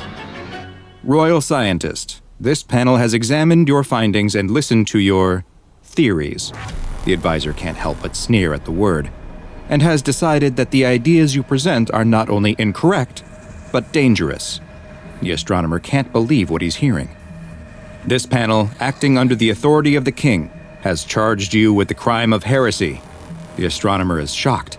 He steps towards the panel to plead with them, but he's stopped by a pair of guards who grab him by the arms. Stop! Stop! I'm a man of science. I only presented you with the truth. But no one seems moved by his appeals. The panel watches as the astronomer is dragged from the room, kicking and fighting, still insisting on his innocence. The screams echo through the dungeon as the torturer cranks another notch on the rack, stretching the astronomer's body just a little bit more. He has no idea how long this has been going on. Hours, days. The pain has been excruciating and without end. He closes his eyes, trying to escape the torture by retreating into his mind, but he's slapped on the face and brought back to the reality of his situation. Standing in front of him is the chief advisor, the same one who sentenced him to this inhumane treatment. You can end this any time you like. Simply recant your statements and admit you were mistaken, and all of this will be over. The astronomer is unsure if by over he means that they will release him or simply kill him to put him out of his misery. But it didn't matter which the right answer was. He couldn't lie. The astronomer knew the truth, and no amount of pain, no matter how intense or how long they submitted him to it, would change what he now knew. Disappointed with the astronomer's steadfastness, the advisor signals to the torturer, who cranks the rack again, stretching the astronomer's body to the point where he feels like his bones might pop out of their sockets. "Recant!" the advisor screams, repeating the word over and over, growing louder as the astronomer's own cries increase from the pain caused by the torturer cranking the rack more and more. The astronomer closes his eyes again. He's certain this will be the end of him soon, and that he will die with the great secret he's learned without getting the chance to share it with the world. But suddenly, the astronomer notices that the room has gone quiet. The advisor is no longer yelling, and the torturer has stopped operating the machine. The astronomer opens his eyes to see the advisor and the torturer both in a deep bow. His gaze continues up and he sees the king himself standing in front of him. The king stares at the astronomer for what feels like an eternity before simply asking, "Is it true?" The astronomer, limbs still stretched on the rack, manages a nod, and with his remaining strength whispers, "It's true." The king motions with his hand to the torturer, who stands up and begins releasing the astronomer from his constraints. The advisor protests, "But my lord, this man—" But he's cut off by the king with a stern look and retreats back into his deep bow. "Show me," the king says as the astronomer stands, rubbing his sore shoulders where the tendons and muscles were stretched far beyond their natural limits. The astronomer opens the door to his laboratory and gestures for the king to enter. The room is a mess of papers and scientific equipment, a reflection of the busy and scattered mind of the man who works here. The king is immediately drawn to a table with a large scroll. He spreads it across the table and examines it, but his face betrays no hint of what he is thinking. "Is this what you showed my advisors?" The astronomer nods yes. "Would you like to see for yourself?" The astronomer motions to the window, where a brass tube is attached to a tripod. The king approaches the device, but doesn't know how it works. The astronomer demonstrates by looking through the eyepiece. He moves it slightly, making small adjustments to make sure it is just right for the king. There, now look. The king bends over to peer through the telescope, and a look of shock comes over his face. What he sees is the most incredible thing he has ever witnessed. There, far above up in the sky, unable to be seen by the naked eye, is a man, and he is staring back at him. The planet that this played out on was not Earth, but a bizarre place that is one of the strangest anomalies in the entire SCP Foundation archive. This is SCP-007, also known as Abdominal Planet. SCP-007 is a spherical object located in the abdomen of a young man, or rather in the space where his abdomen should be, since most of the muscle, skin, and organs that should be present simply are not. The subject, a Caucasian male in his mid-20s of average height and build, does not appear affected by the large missing portion of his body, and has not reported experiencing pain or discomfort of any kind. In the space where his abdominal muscles and organs should be is a small globe composed of soil and water. This sphere, which measures roughly 60 centimeters in diameter, resembles the planet Earth, though the arrangement of the continents does not match any known configuration from our own planet's history. The tiny planet has its own weather patterns, and even a small, but still detectable, gravitational pull. Perhaps the most fascinating aspect of SCP-007 is that it appears to be inhabited. Microscopic organisms that would correspond to roughly the scale of human beings on Earth have been observed on the surface of the planet. So far, 2 distinct intelligent species have been identified, both of whom seem to possess a technological level similar to the 15th century on Earth. It is unknown if the inhabitants of the Abdominal Planet are aware of the world outside of their planet, and communication attempts with the planet's occupants have been placed on hold by senior Foundation officials, pending further study into what effect an exchange may have on them or us. The human subject within which SCP-007 is located provided the Foundation with a name that he claims to be his, but no records of such a person existing have yet to be located. Upon being questioned about the lack of records, he willfully offered both a social security and driver's license number, but when they were checked against current records, neither had yet to be assigned by the US government. And the mysteries surrounding this man don't stop there. The subject has not shown the need for either food or water, and it is unknown what energy source his body continues to operate on without nutrition. He is capable of both eating and drinking, though, despite the large missing section of his stomach, but it is still not known what happens to the substances after he swallows them. The man has above-average intelligence and scored a 128 on an administered IQ test. He also generally appears friendly and amiable, and expresses only a passing curiosity about the planet located within his abdomen and how it came to be there. When asked about the origins of the planet, he replied very matter-of-factly that, "I just woke up one day and there it was. I don't have any idea how it got there." Due to the poorly understood nature of SCP-007, it has been classified as Euclid, and the small planet and the man it resides in are contained in a sealed, comfortably furnished 10 by 10 meter room that the subject is not allowed to leave. The subject is to be monitored closely by Foundation staff and has a weekly chess game with one of the attending doctors, which also serves as an opportunity to evaluate his mental health. So far, he has not shown any signs of mental illness or violent tendencies, and seems to be quite content. In general, he appears happy with his restricted living situation inside the Foundation facility and has made no attempts to escape.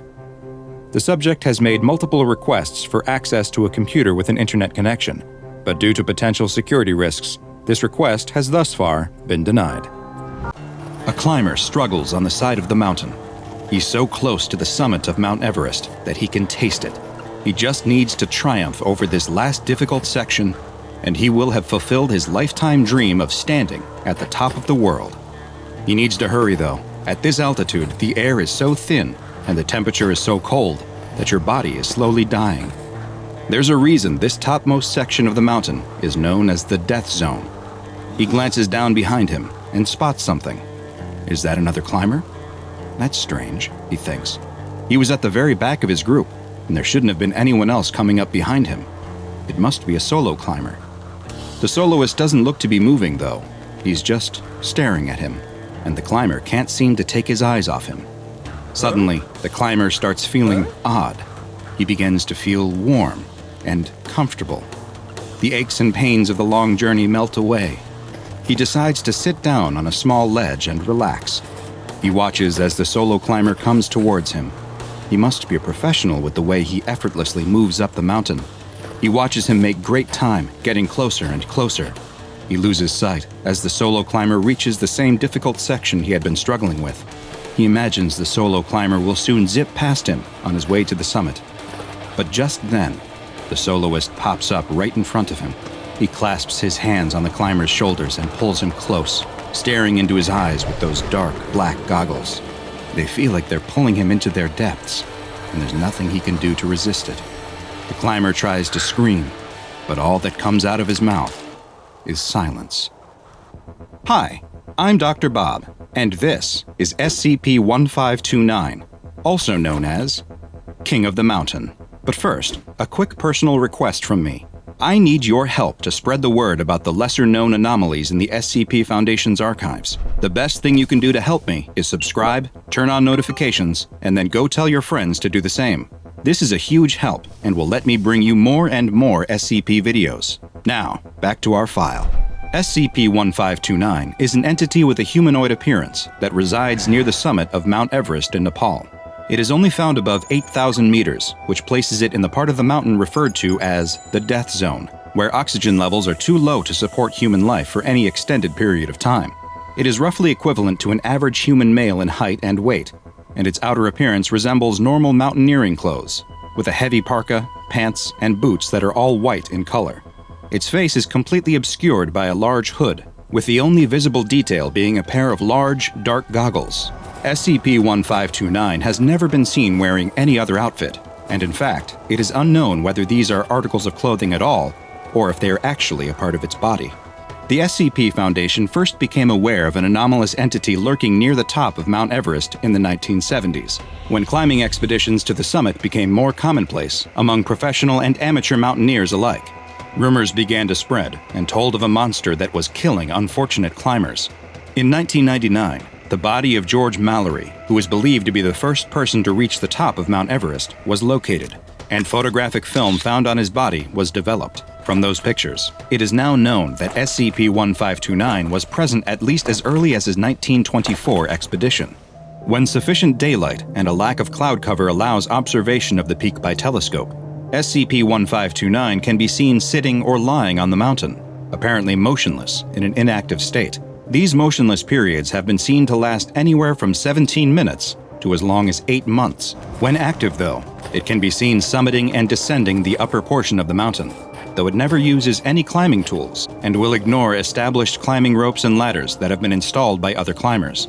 It has also been observed easily traversing portions of the mountain that are considered too difficult or altogether impossible by experienced climbers.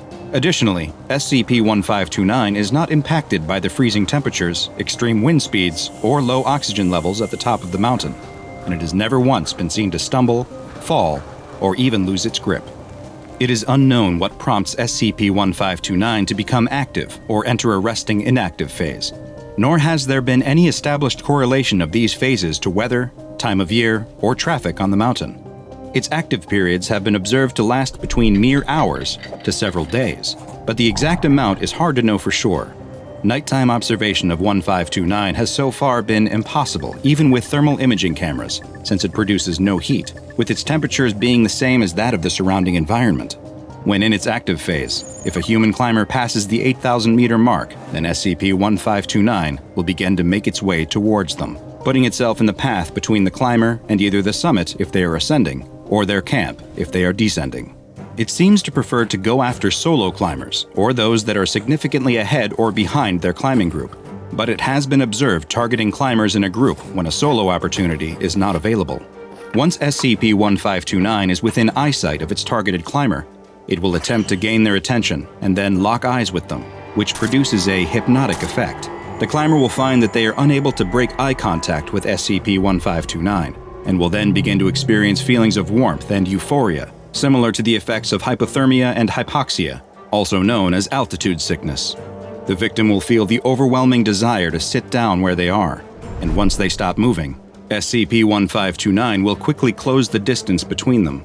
Once SCP-1529 reaches the victim, death is almost a certainty. An examination of bodies has shown the cause to be from hypothermia. Strangely, it's been observed that victims seem to succumb within just 1 to 2 hours after having first made eye contact with SCP-1529, a period of time much shorter than usual for climbers trapped on the summit of Everest. After death, the victims' bodies experience an accelerated rate of decay, and after mere hours or days, the bodies become rotted and mummified at a level comparable to bodies that have been exposed to the wind and cold of the mountain for decades. Many of the over 200 deaths on Mount Everest have been attributed to SCP-1529, and the rare survivor of an encounter is almost always due to the intervention of another mountaineer, who was able to offer assistance to the entranced climber before SCP-1529 was able to reach them. There have been several notable reports from survivors of interactions with SCP-1529. One, known as Incident 1529-1, is also the only documented instance of SCP-1529 descending below the 8,000-meter mark. During the incident, the entity entered Camp 5, located on the northern approach of the mountain at 7,775 meters, which resulted in multiple deaths, including 2 Foundation personnel who were operating the monitoring posts. One climber, who had initially believed to have been killed in the incident, was discovered to still be alive 2 days later when Foundation personnel were conducting investigations at the camp. He was safely removed from the mountain, though he required the amputation of several frostbitten fingers and toes. During an interview with a Foundation agent, they described spotting SCP-1529 just 10 minutes after leaving the summit of the mountain. After locking eyes with the entity, they began to feel happy, comfortable, and relieved, like they were back at home next to a warm fire. But then suddenly the warmth was gone, and they experienced a sensation of cold more powerful than anything they had felt before. They were stuck, and could only watch as 1529 made its way towards them. When it finally reached them, it placed its hands on their shoulders and pulled them up into its face so that they were staring right into its black goggles. Images began to appear in the dark depths of the goggles. People warm and happy, sitting next to fires, in hot baths, or sunning on a beach. They tried to resist the strange pull of the creature with all of their might. They then heard something in their mind, a question from SCP-1529. It asked, "You would refuse my gift?" The stranded climber struggled to answer, using all of their willpower and strength to move their lips and whisper a single word. Yes. SCP-1529 responded by showing more images of people, but this time, they were bodies lying dead in the snow. Countless victims trapped on Mount Everest forever. SCP-1529 made them watch their deaths play out in long, drawn-out detail, a witness to every second of their demise. The climber was sure they would soon join them, but then they found something deep inside of them, a spark of life, a will to resist. They clenched their fist, and with their final ounce of strength, they punched SCP-1529. The goggles appeared to crack, and the next thing the climber knew, they were woken up by the Foundation recovery team. Following this encounter, the climber never attempted to summit another mountain. When they eventually passed away some years later, an autopsy revealed that their cause of death was consistent with extreme hypothermia, frostbite, and cerebral edema, despite not having been in a cold environment or above 500 meters in altitude in the previous 12 months. SCP-1529 has been classified as Euclid and is to be kept under telescope and satellite surveillance whenever possible, though telescope observation should make use of a delayed video feed, as observers have reported seeing SCP-1529 appearing to stare back at them, and reported feeling symptoms consistent with an encounter, including hypothermia and frostbite. The Foundation maintains communication with civilian mountaineering expeditions to prevent summiting attempts when SCP-1529 is active. The bodies of any victims are to be removed from the mountain if possible for autopsy, with their deaths being officially classified as having been from natural causes related to altitude sickness and hypothermia. Any survivors of encounters with SCP-1529 are to be debriefed and administered amnestics. Mobile Task Force Psi-29029, also known as Alpine Echo, is to remain on standby at all times at a permanent monitoring station, with on-duty members remaining in a pressurized environment acclimatized to 7,900 meters above sea level, allowing them to quickly deploy via helicopter if need be. Finally, and most troubling, is that aerial surveillance of another mountain has revealed an individual similar in appearance to SCP-1529. The location remains classified, and the local government has prohibited climbing on the peak, so threats to humanity are minimal at this time. But the Foundation will continue to monitor it and other mountains for anomalous activity. Now go and watch another entry from the files of DrBob. And once again, please join me on my mission by subscribing, turning on notifications, and telling a friend to join us as well, as we delve further and further into the SCP Foundation's classified archives.